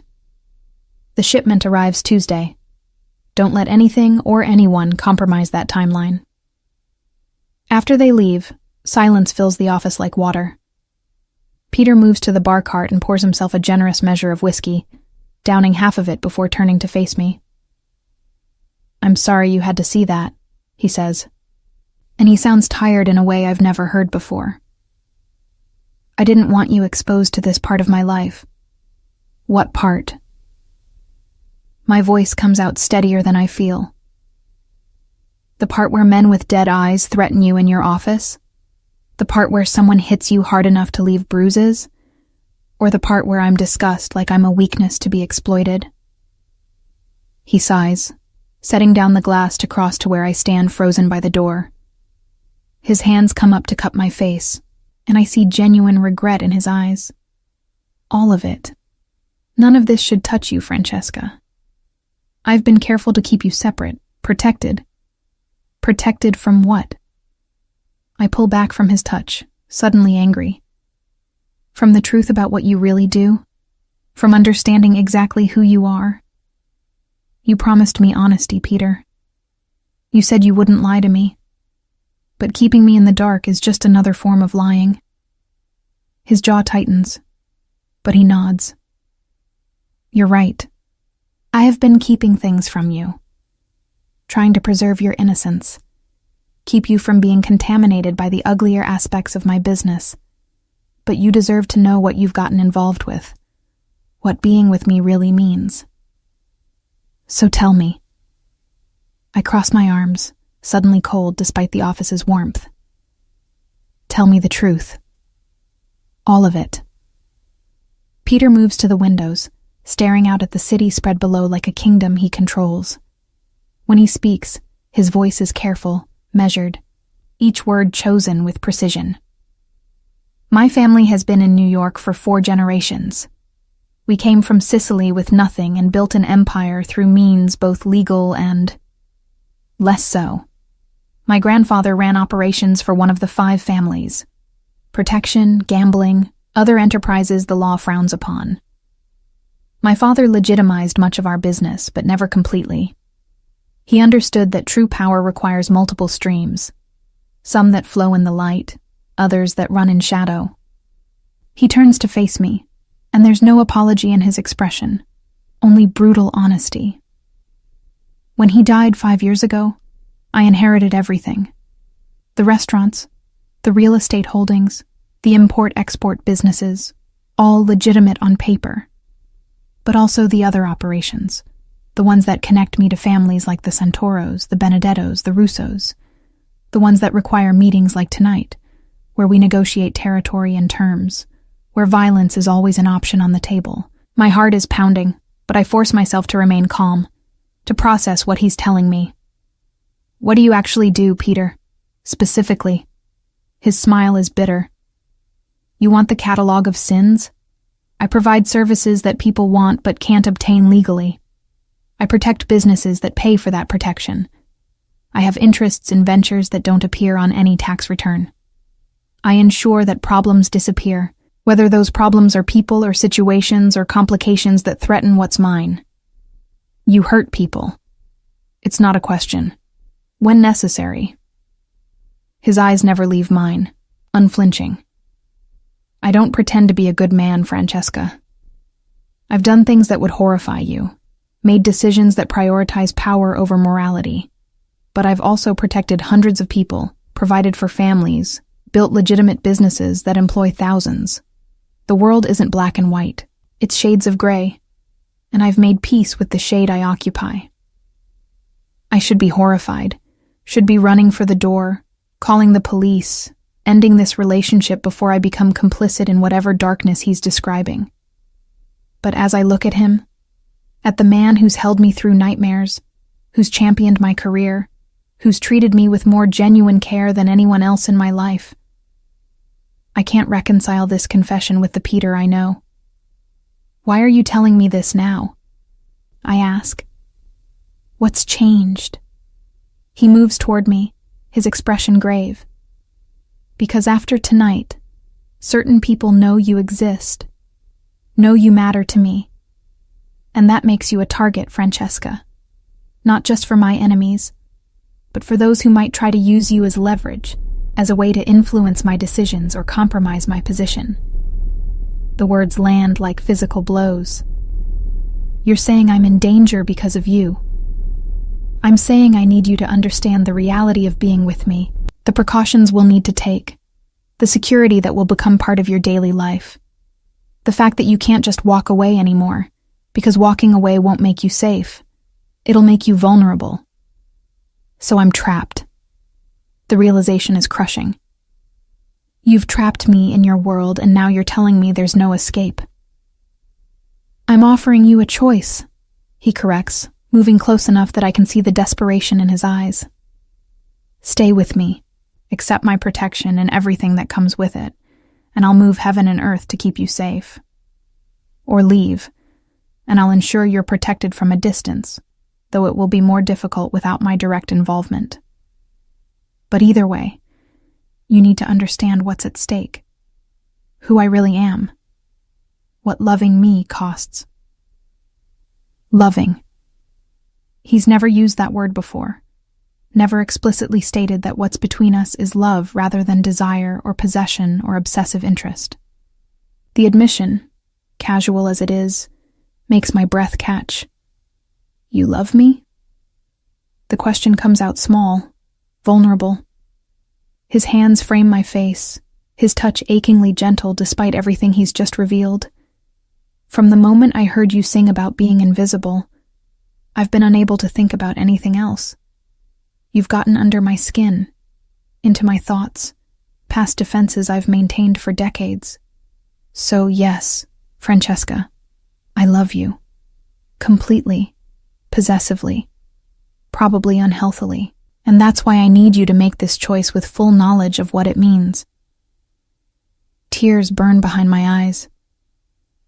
I don't know how to reconcile the man who loves me with the man who just described doing terrible things. I don't know how to be with someone who operates in that kind of darkness without losing myself in it. You don't have to operate in it, Peter says urgently, his thumbs brushing away tears I didn't realize had fallen. You stay in the light, Kara. You sing. You create beauty. You remain exactly who you are. I'll handle the shadows. That's always been the plan, to keep you separate, clean, untouched by the uglier aspects of what I do. But I'm not separate anymore, am I? I gesture around the office, toward the door where those dangerous men departed. They know about me.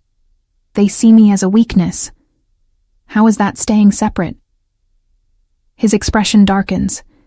They see you as leverage because they're stupid enough to think I'd let anyone use you that way. But they'll learn. Anyone who tries to touch you, to threaten you, to use you against me, they'll discover exactly how ruthless I can be when something I love is threatened. The cold certainty in his voice should terrify me, but instead, it sends an unwelcome thrill through my body. There's something primal about being claimed so completely, about knowing someone would destroy the world to keep you safe. It's fucked up. It's dangerous. And God help me. Part of me wants it. I need time, I say, pulling away from his touch because I can't think clearly when he's this close. To process all of this, to figure out what I'm willing to accept. Pain flashes across his features, but he nods.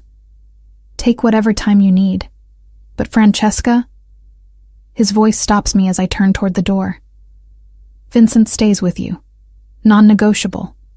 Until we're certain there's no immediate threat, you don't go anywhere without security. I want to argue, to reclaim some semblance of independence, but the fear in his eyes, genuine fear for my safety, makes me swallow the protest. Fine. Vincent can stay. The car ride back to my apartment is silent. Vincent's presence in the driver's seat a constant reminder of how completely my life has changed. 3 months ago, I was struggling to pay rent and singing in a shabby club. Now I'm the lover of a crime lord, a target for his enemies, trapped in a world I barely understand. My apartment, the beautiful space Peter provided, suddenly feels like another cage.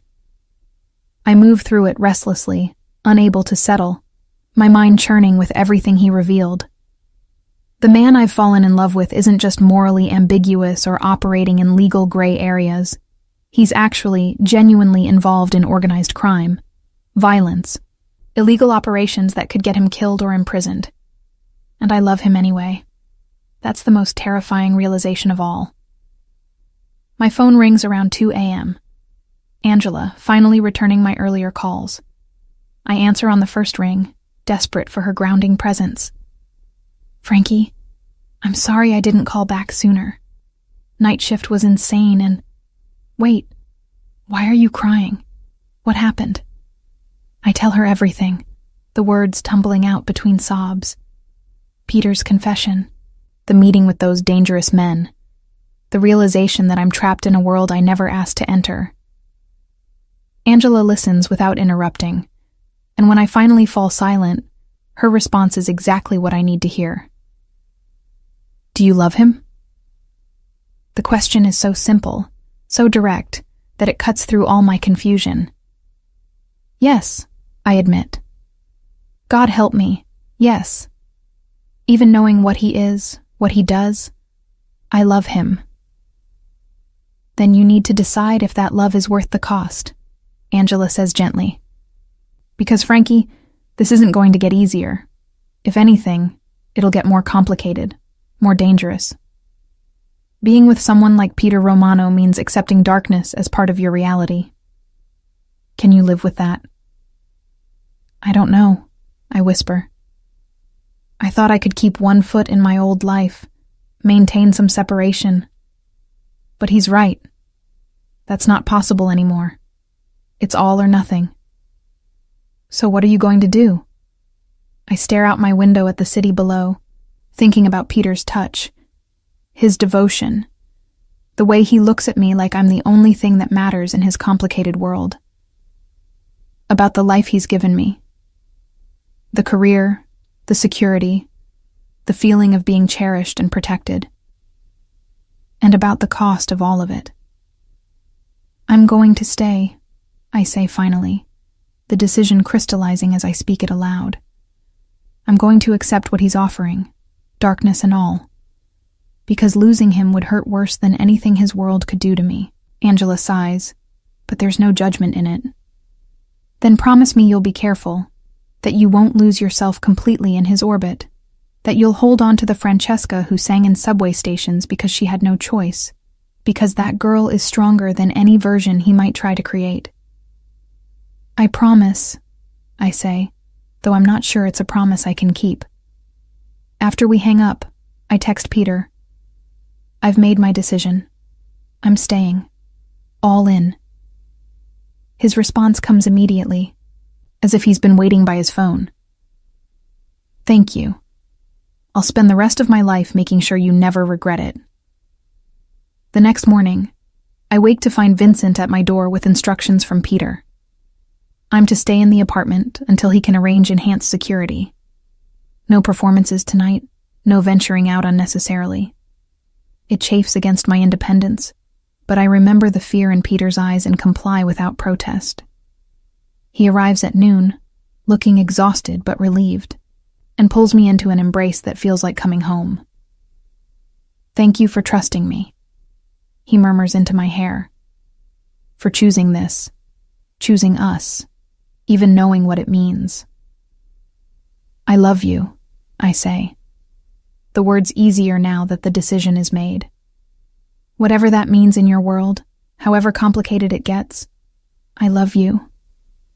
His kiss is deep and desperate, tasting of relief and possession, and promises he'll move heaven and earth to keep. When we finally break apart, he takes my hand and leads me to the couch, his expression serious. We need to discuss practical matters. Security protocols, communication procedures, people you need to be able to identify and trust. Victoria will be your primary contact for anything related to safety. Vincent will be with you whenever I can't be, which unfortunately is more often than I'd like. I understand, I say, squeezing his hand. Whatever you need me to do to stay safe, I'll do it. His relief is palpable. There's something else. The apartment you're in now. It's nice, but it's not secure enough. I want you to move into my penthouse, with me, permanently. My heart stutters. Peter, that's a big step. Living together is exactly where we are, whether we acknowledge it officially or not. He interrupts gently. You're already mine, Francesca. You've already chosen to be part of my life. This just makes the reality match the truth. And more practically, my building has security measures this place lacks. I'll sleep better knowing you're protected. Part of me wants to argue, to maintain some last vestige of independence. But he's right. The decision to stay with him, to accept his world, already means accepting this level of integration. Living separately is just an illusion of distance that no longer serves any purpose. Okay, I agree. When? Today? Now. I'll have your things moved within the hour. His smile is triumphant, possessive. You should have been living with me from the start. I've been patient, giving you space to adjust, but that ends now. From this moment forward, you're exactly where you belong, with me. The speed with which my life transforms is dizzying. By evening, I'm installed in Peter's penthouse, a sprawling space that takes up the entire top floor of his building in Tribeca, with views of the Hudson River and security so sophisticated it probably rivals most government facilities.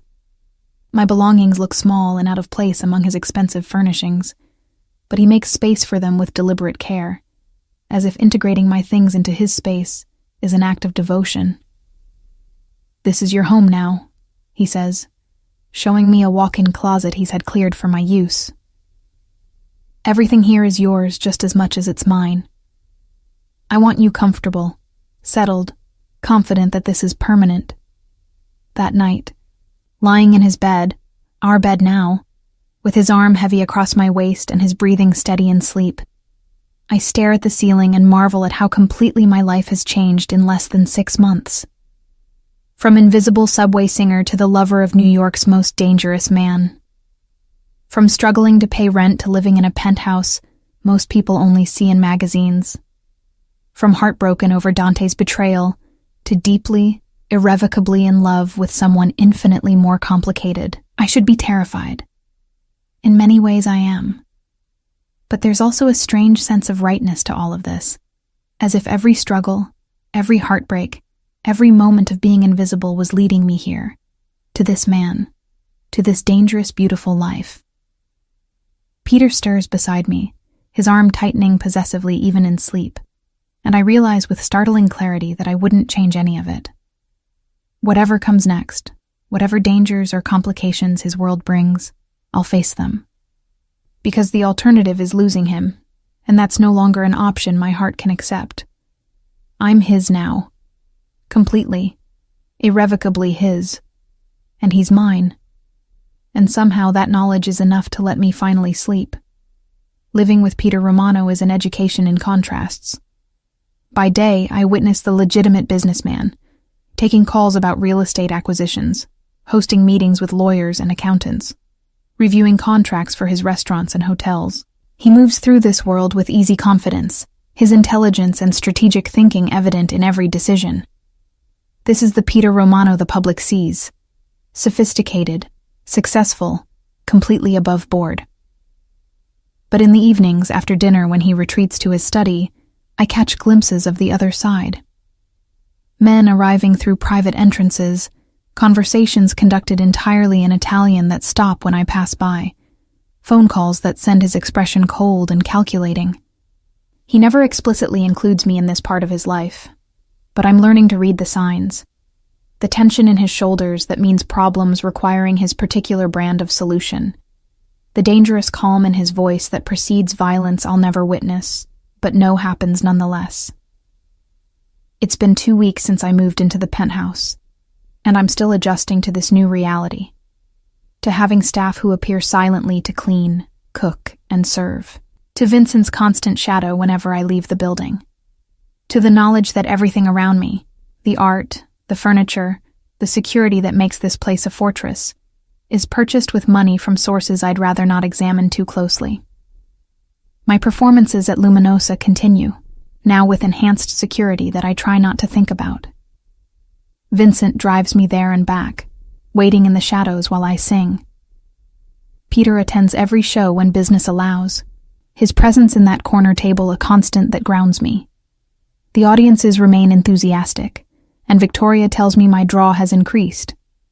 People come specifically to hear me now, not just for Luminosa's food and ambiance. "You're becoming famous," she says one evening as she reviews my schedule for the coming month. "We've had requests for you to perform at private events, corporate functions, even a wedding for one of the Benedetto family." The Benedettos. I recognize the name from that meeting in Peter's office. One of the other families, connected to his world in ways I still don't fully understand. Victoria nods, her expression carefully neutral. "They're willing to pay exceptionally well. Mr. Romano would need to approve, of course, since it would be outside your regular performance schedule." When I mention it to Peter that evening, his reaction is immediate and unequivocal. "Absolutely not." Then we're in the kitchen, me attempting to cook pasta while he watches with amused tolerance from his perch on the counter. The domestic normalcy of the scene makes his harsh response jarring. "Why not?" I challenge, stirring the sauce with perhaps more force than necessary. "It's a wedding. What's dangerous about singing at a wedding?" "Because it's not just a wedding. It's Antonio Benedetto's daughter's wedding, which means it will be attended by heads of every family in New York, along with associates from Boston, Philadelphia, and Chicago. It's a gathering of power, Francesca, and I don't want you anywhere near that environment." But they specifically requested me, because they know it would irritate me to have my lover performing for them like hired entertainment. He interrupts, his voice hardening. "Because putting you on display at their event is a way of demonstrating that they have access to what's mine. It's a power play, Cara, and I won't allow it." I set down the spoon and turned to face him fully, frustration bubbling up. "So I just turned down every opportunity outside of Luminosa because it might be connected to your world? Peter, That's ridiculous. Your world touches everything in this city. If I avoid everyone with connections to families like yours, I'll never perform anywhere but your venues. Then you perform at my venues, he says with infuriating calm. Is that such a terrible fate? You're well compensated, your audiences appreciate you, and most importantly, you're safe. Safe or controlled? The question comes out sharper than I intend, but I'm tired of having my career managed by Peter's paranoia. Because from where I'm standing, it's starting to feel like the latter. His eyes narrow, and he slides off the counter with predatory grace, closing the distance between us until I'm backed against the stove. Careful, Francesca. You're angry, I understand that. But don't confuse protection with control. Everything I do is to keep you safe from dangers you still don't fully comprehend.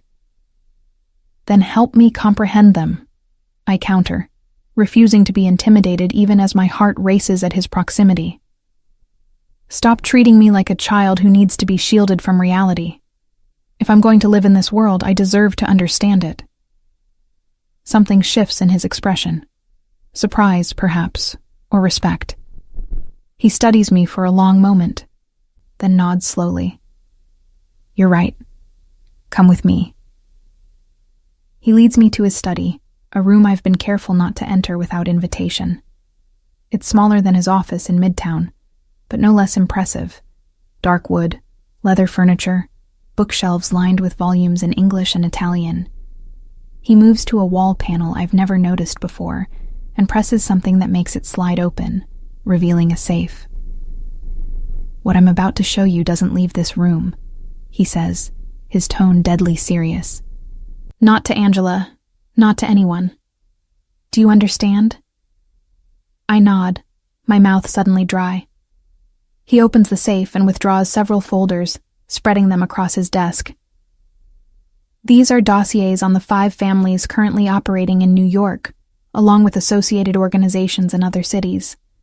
This is who we're dealing with, who you need to be able to identify if you encounter them. For the next hour, Peter walks me through a world I've only glimpsed in shadows. He shows me photographs, explains relationships and hierarchies, details territories and operations with the clinical precision of a professor teaching a college course. The Benedettos control the ports and shipping. The Russos have construction and unions. The Santoros run gambling and certain nightlife venues. And the Romanos, Peter's family, have their hands in all of it, along with their legitimate holdings that dwarf the others in scope and profitability. We're the largest family in terms of resources, Peter explains, pointing to a chart that looks like something from a corporate boardroom, which makes us both the most powerful and the most targeted. Everyone wants what we have, and they're willing to use any leverage to get it. Including me. Understanding dawns with sickening clarity. Especially you, he confirms. Beautiful, talented, publicly visible, and clearly important to me. You're an ideal target for anyone looking to gain leverage or simply cause me pain. That's why the security, the limitations on where you perform, the careful vetting of everyone who comes near you. It's not about control. It's about survival. I sink into one of his leather chairs, overwhelmed by the scope of what he's revealing. How do you live like this? Constantly watching for threats, unable to trust anyone, always calculating risks. His smile is bitter. You get used to it. You learn to compartmentalize, to separate the business from the personal. And you surround yourself with people you can trust, though that list is considerably shorter than most people's. He moves to crouch before my chair, taking my hands in his. But you, Francesca, you're the first person in a very long time that I've let past all those defenses. The first person I've allowed myself to need, which is why I'm so fucking paranoid about your safety. I'm not fragile, I say softly, squeezing his hands. I survived years of struggle, of invisibility, of men who wanted to diminish me. I'm stronger than you think. I know you are. His thumbs stroke across my knuckles. But strength doesn't make you bulletproof, Kara. It just means you'll fight harder when danger comes. And I'd rather prevent danger from reaching you in the first place than watch you have to fight it. We sit in silence for a moment, his revelations settling over me like a heavy blanket. Finally, I ask the question that's been nagging at me. What about Dante? What really happened after that night at Velvet Noir? You said you had a conversation with him, but what does that mean? Peter's expression hardens. Do you really want to know? Yes. No more secrets, remember? You promised me honesty. He stands, moving to pour himself a drink from the bar cart. Whiskey, neat, which I've learned means he needs fortification for whatever he's about to say. Dante Caruso was exactly what he appeared to be, a mid-level art dealer with delusions of sophistication. The woman in that photograph was his actual fiancée, someone he'd been with for 3 years. You were his diversion, entertainment while she was visiting family in Europe. The words land like physical blows, even though I'd suspected as much. So you had him. Visited, Peter supplies, his voice cold. By men who explained very clearly that you were under my protection and that any further contact with you would have severe consequences. They also suggested strongly that he relocate his business operations to the West Coast, which he did within the week. Last I heard, he's in Los Angeles, married to the fiancée, living a perfectly ordinary life, far from anything that matters. You didn't hurt him. There's relief in my voice, despite everything. Not physically, no. Though I won't lie, part of me wanted to. The way he used you, lied to you, threw you away like you were worthless. His knuckles whiten around the glass. It took considerable restraint not to ensure he understood that disrespect more viscerally. Thank you, I say quietly. For restraint. For handling it without violence. Don't thank me for being barely civilized, he says with dark humor. If he'd hurt you physically, or if he ever tries to contact you again, that restraint will vanish. You're mine to protect, Francesca. And I take that responsibility more seriously than anything else in my life. The possessiveness in his voice should alarm me, but I've stopped fighting what it makes me feel. There's something undeniably appealing about being claimed so completely by someone so powerful, about knowing he'd destroy anyone who tried to hurt me. Show me the rest, I say, gesturing to the folders still spread across his desk. If I'm going to live in this world, I want to understand all of it, not just the surface, but the depths. Peter studies me for a long moment, as if assessing whether I can handle what I'm asking for. Then he nods and returns to the desk, and we spend the rest of the evening diving deeper into his world.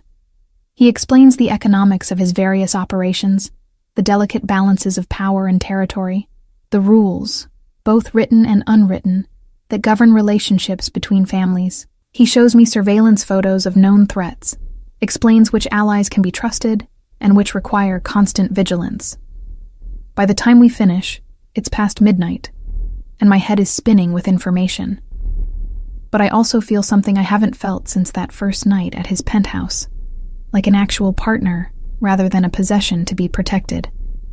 Peter has given me knowledge, and with knowledge comes at least the illusion of agency. Thank you, I say as we prepare for bed, my voice thick with emotion. For trusting me with this. For not just treating me like something delicate that needs to be kept in the dark. He pulls me close, his embrace warm and secure. You deserve to understand what you've chosen. And if you're going to be part of my life, really part of it, then you need to see it clearly, including the ugly parts I'd prefer to hide from you. That night, I dream of photographs and family trees, of dangerous men in expensive suits, of the invisible web of power and violence that holds this city together.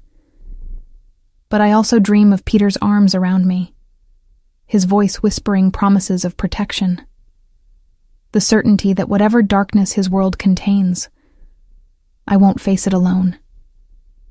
The reality of that knowledge comes crashing down 3 days later. I'm at Luminosa, warming up before my Friday performance, when Victoria enters the dressing room with an expression I've never seen before, genuine fear barely masked by professional composure. "Miss Moretti, we need to leave. Now." "What? Why?" "I'm performing in 20 minutes. There's been a situation." She's already gathering my belongings, shoving them into my bag with uncharacteristic urgency. Vincent is bringing the car around to the back entrance. "Mr. Romano's orders are to get you to the penthouse immediately." My heart starts racing. "What kind of situation? Is Peter okay?"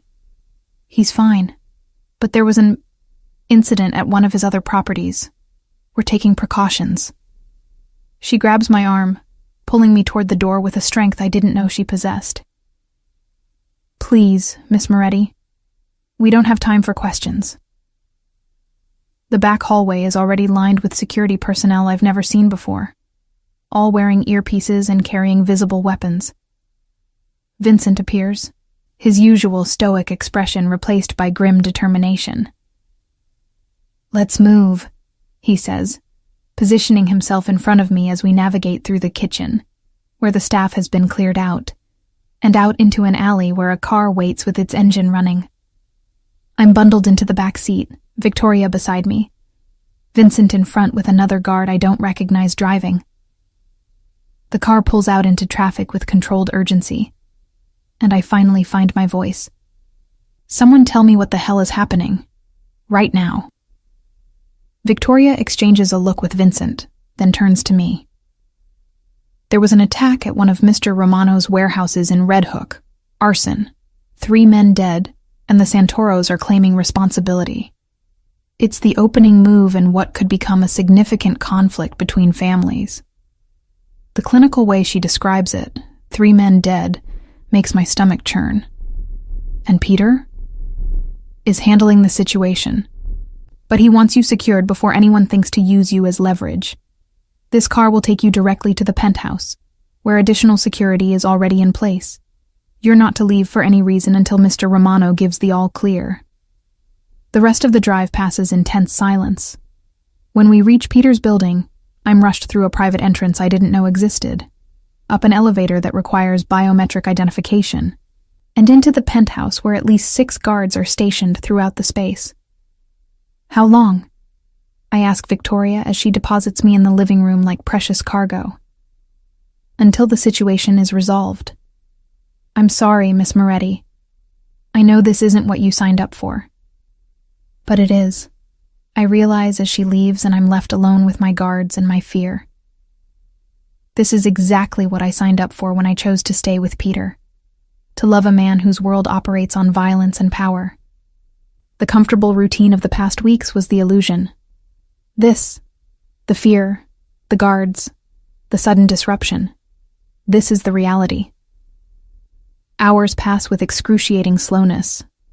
I try to distract myself with television, with music, with anything that will stop my mind from imagining Peter in danger, from picturing him hurt or worse. The guards maintain professional silence, their presence both reassuring and deeply unsettling. It's past 3 a.m. when I finally hear the private elevator, and then Peter is striding into the penthouse, his expression thunderous. There's blood on his shirt. Not his, I realize with flooding relief, and his knuckles are bruised. He looks like violence personified, and I should be terrified. Instead, I run to him. He catches me, his arms crushing me against him with desperate strength. "Thank God," he breathes into my hair. "Thank God you're safe." "I'm fine. Victoria got me out before anything happened." I pull back to look at him, taking in the bruises, the blood, the exhaustion etched into his features. "Are you okay? What happened?" Later. He dismisses my questions with a head shake. "Right now, I just need to hold you, to confirm you're real and safe and here." We stand like that for long minutes, clinging to each other while the guards discreetly retreat to give us privacy. Finally, Peter pulls back enough to cup my face, his eyes searching mine. "I'm sorry," he says quietly. "Sorry you had to see this side of things so soon. Sorry your performance was disrupted. Sorry that loving me means nights like this, where you wait in fear while I handle situations that could get us both killed." "Stop apologizing," I say firmly. "You warned me. I chose this anyway. I chose you, Peter, knowing what it meant. So stop treating me like I'm going to break the first time things get dangerous." Something shifts in his expression. Pride, maybe, or relief. "You're extraordinary. Do you know that? Most women would be running for the door right now. And here you are, telling me to stop apologizing for dragging you into a mob war." "Is that what this is? A war?" His jaw tightens. "It could become one. The Santoros have been looking for an excuse to test my position for months. Tonight's attack was their opening salvo. How I respond in the next few days will determine whether this escalates or gets resolved through negotiation. And how will you respond?" His eyes go cold, and I see the dangerous man Victoria spoke of that first day. Strategically, decisively, in a way that makes it clear attacking what's mine comes with consequences they can't afford. But not tonight. Tonight, I just want to be with you. He's still wearing the blood-stained shirt, still carrying the violence of the evening in the set of his shoulders. But when he kisses me, there's only tenderness, as if I'm something precious and fragile he's terrified of damaging. We don't talk more that night. Peter showers while I wait in bed, and when he emerges clean but still carrying the weight of whatever he had to do, I simply open my arms.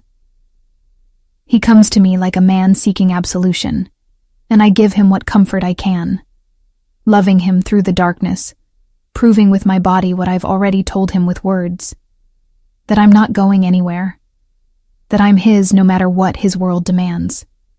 Later, as he sleeps with his head on my chest and his arm locked around my waist, I stare at the ceiling and understand with perfect clarity what I've become. Not just Peter Romano's lover, but his partner in this dangerous dance. His anchor when the violence of his world threatens to consume him. His reason to maintain whatever humanity he can amid the ruthlessness his position requires. It's a heavy responsibility, loving a man like him.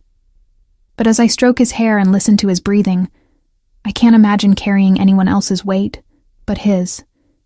This is my life now. Our life. And whatever comes next, we'll face it together. The war Peter predicted unfolds over the next month with the brutal efficiency of a chess game played by masters. I watch from my gilded fortress as his world erupts in calculated violence.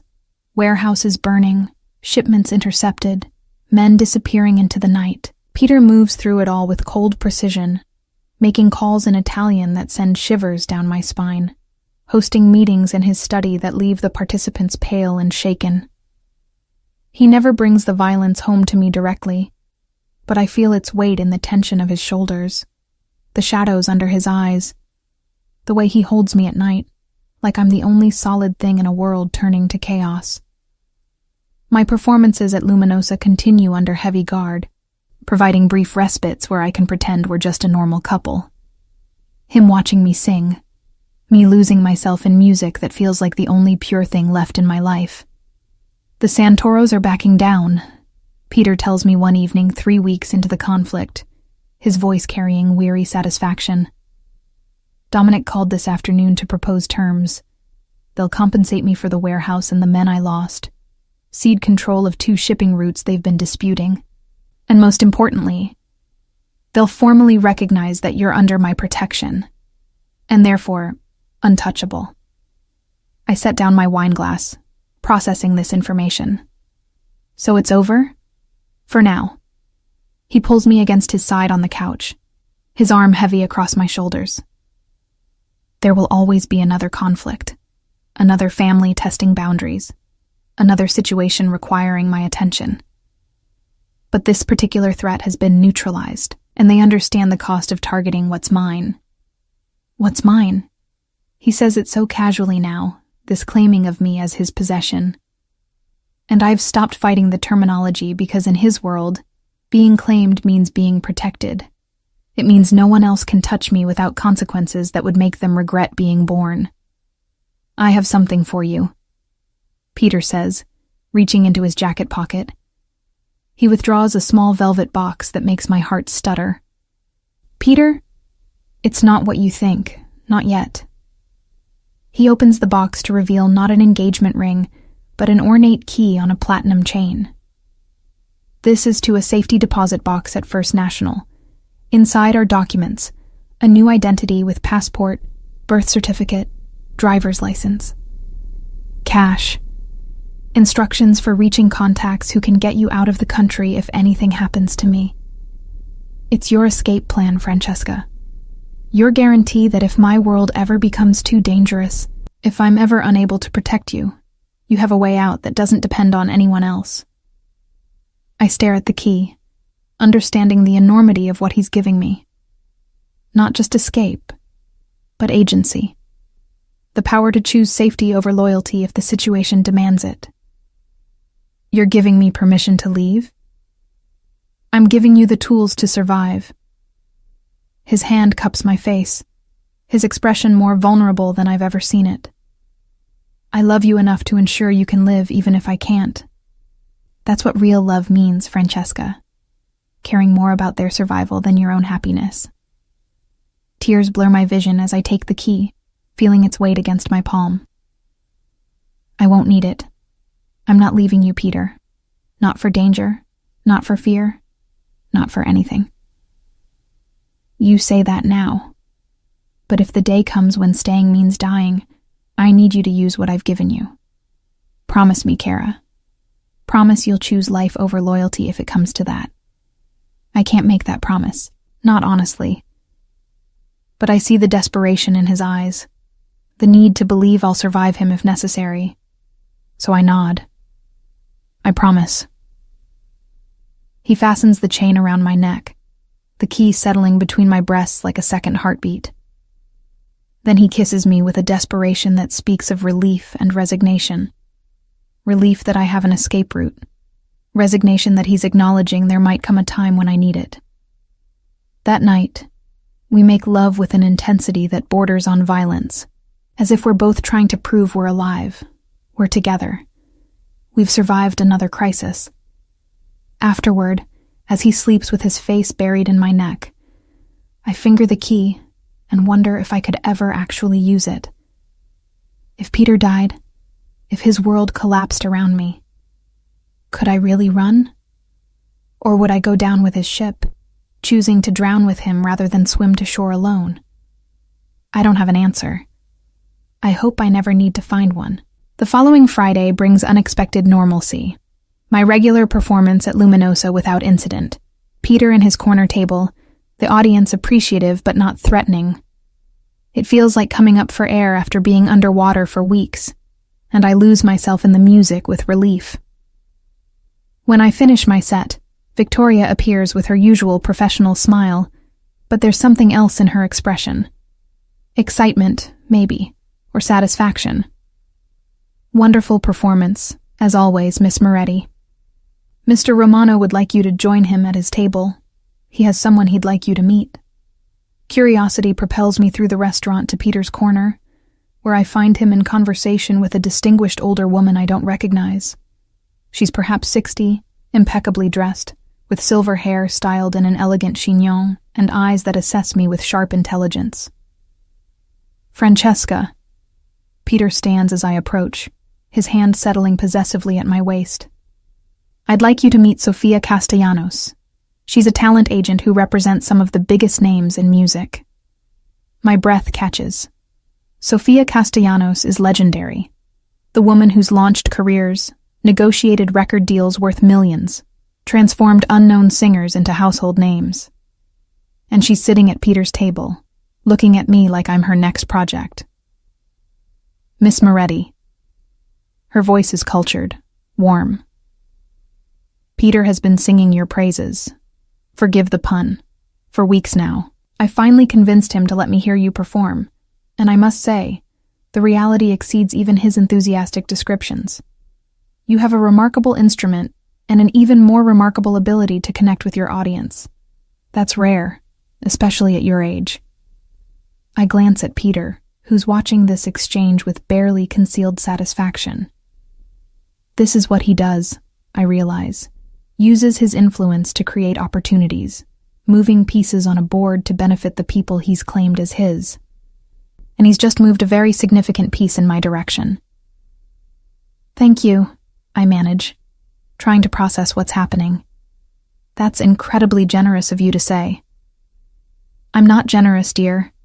I'm strategic. I don't take on clients unless I see genuine star potential, and you have that in abundance. She produces a business card from her clutch, pressing it into my hand. I'd like to discuss representation. Properly launching your career beyond these intimate venues, though they're certainly lovely. Recording contracts, touring opportunities, the kind of exposure that transforms talented singers into household names. If you're interested, call my office on Monday, and we'll set up a formal meeting. After she leaves, I turn to Peter with a mix of gratitude and suspicion. Did you arrange this? Did you pressure her to offer representation? His smile is enigmatic. I arranged the meeting. The offer is entirely based on her assessment of your talent. Sophia doesn't take clients as favors, no matter who's asking. She heard you sing and recognized what I've known since that first night at Velvet Noir. That you're extraordinary and deserve a stage much bigger than this. I should be angry at his manipulation, at the way he orchestrates my life like conducting a symphony. But as I look at this man who's used his considerable power not to control my career but to create opportunities, I can only feel overwhelming love. Thank you, I whisper, standing on my toes to kiss him, for believing in me, for using your influence to help, rather than hinder. I'll always use everything I have to help you succeed, Francesca. Your dreams matter to me. Your happiness matters. And if I can leverage my position to give you opportunities you might not otherwise have, I'll do it without hesitation or apology. The meeting with Sofia Castellanos on Monday confirms what Peter promised. She wants to represent me based purely on talent, with contract terms that are more than fair. Within weeks, I'm recording demo tracks at a professional studio. Within 2 months, there's interest from multiple record labels.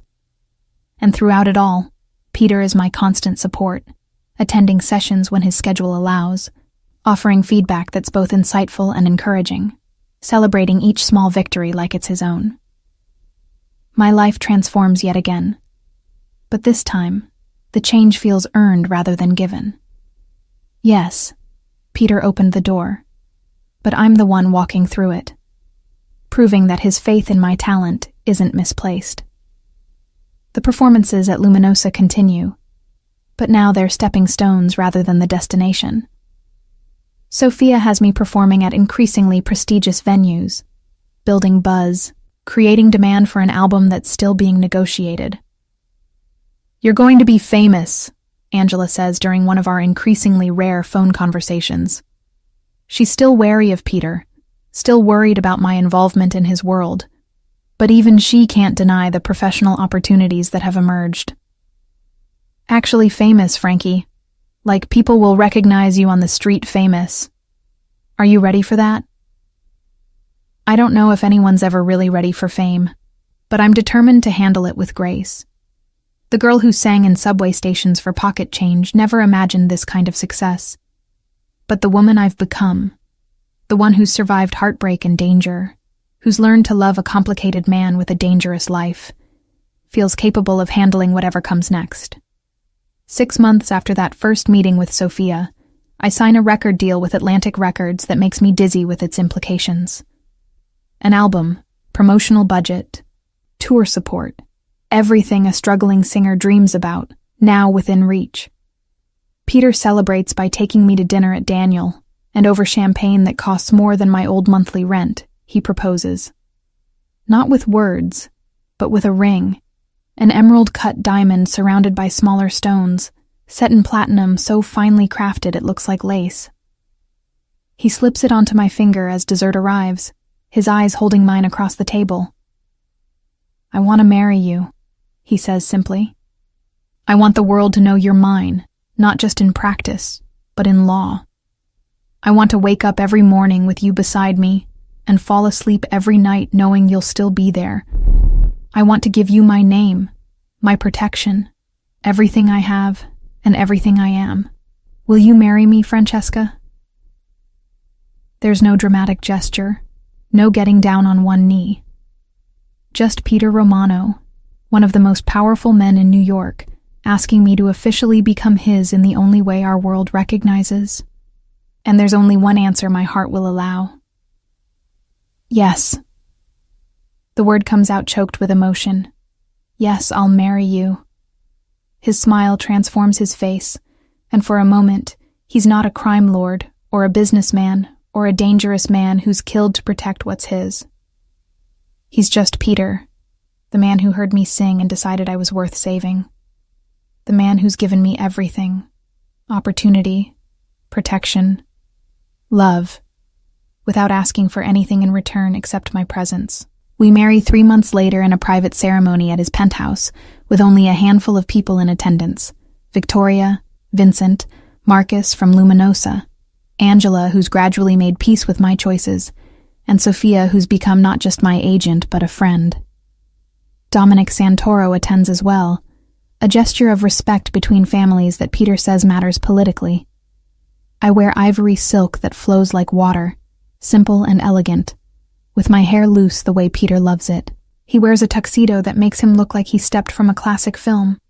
And when he says his vows, promising to love, protect, and cherish me through whatever life brings, I believe every word. "You've made me happier than I thought possible," he whispers during our first dance, his arms solid around me. "You've given me something to fight for beyond power and position. You've made me human again, Francesca.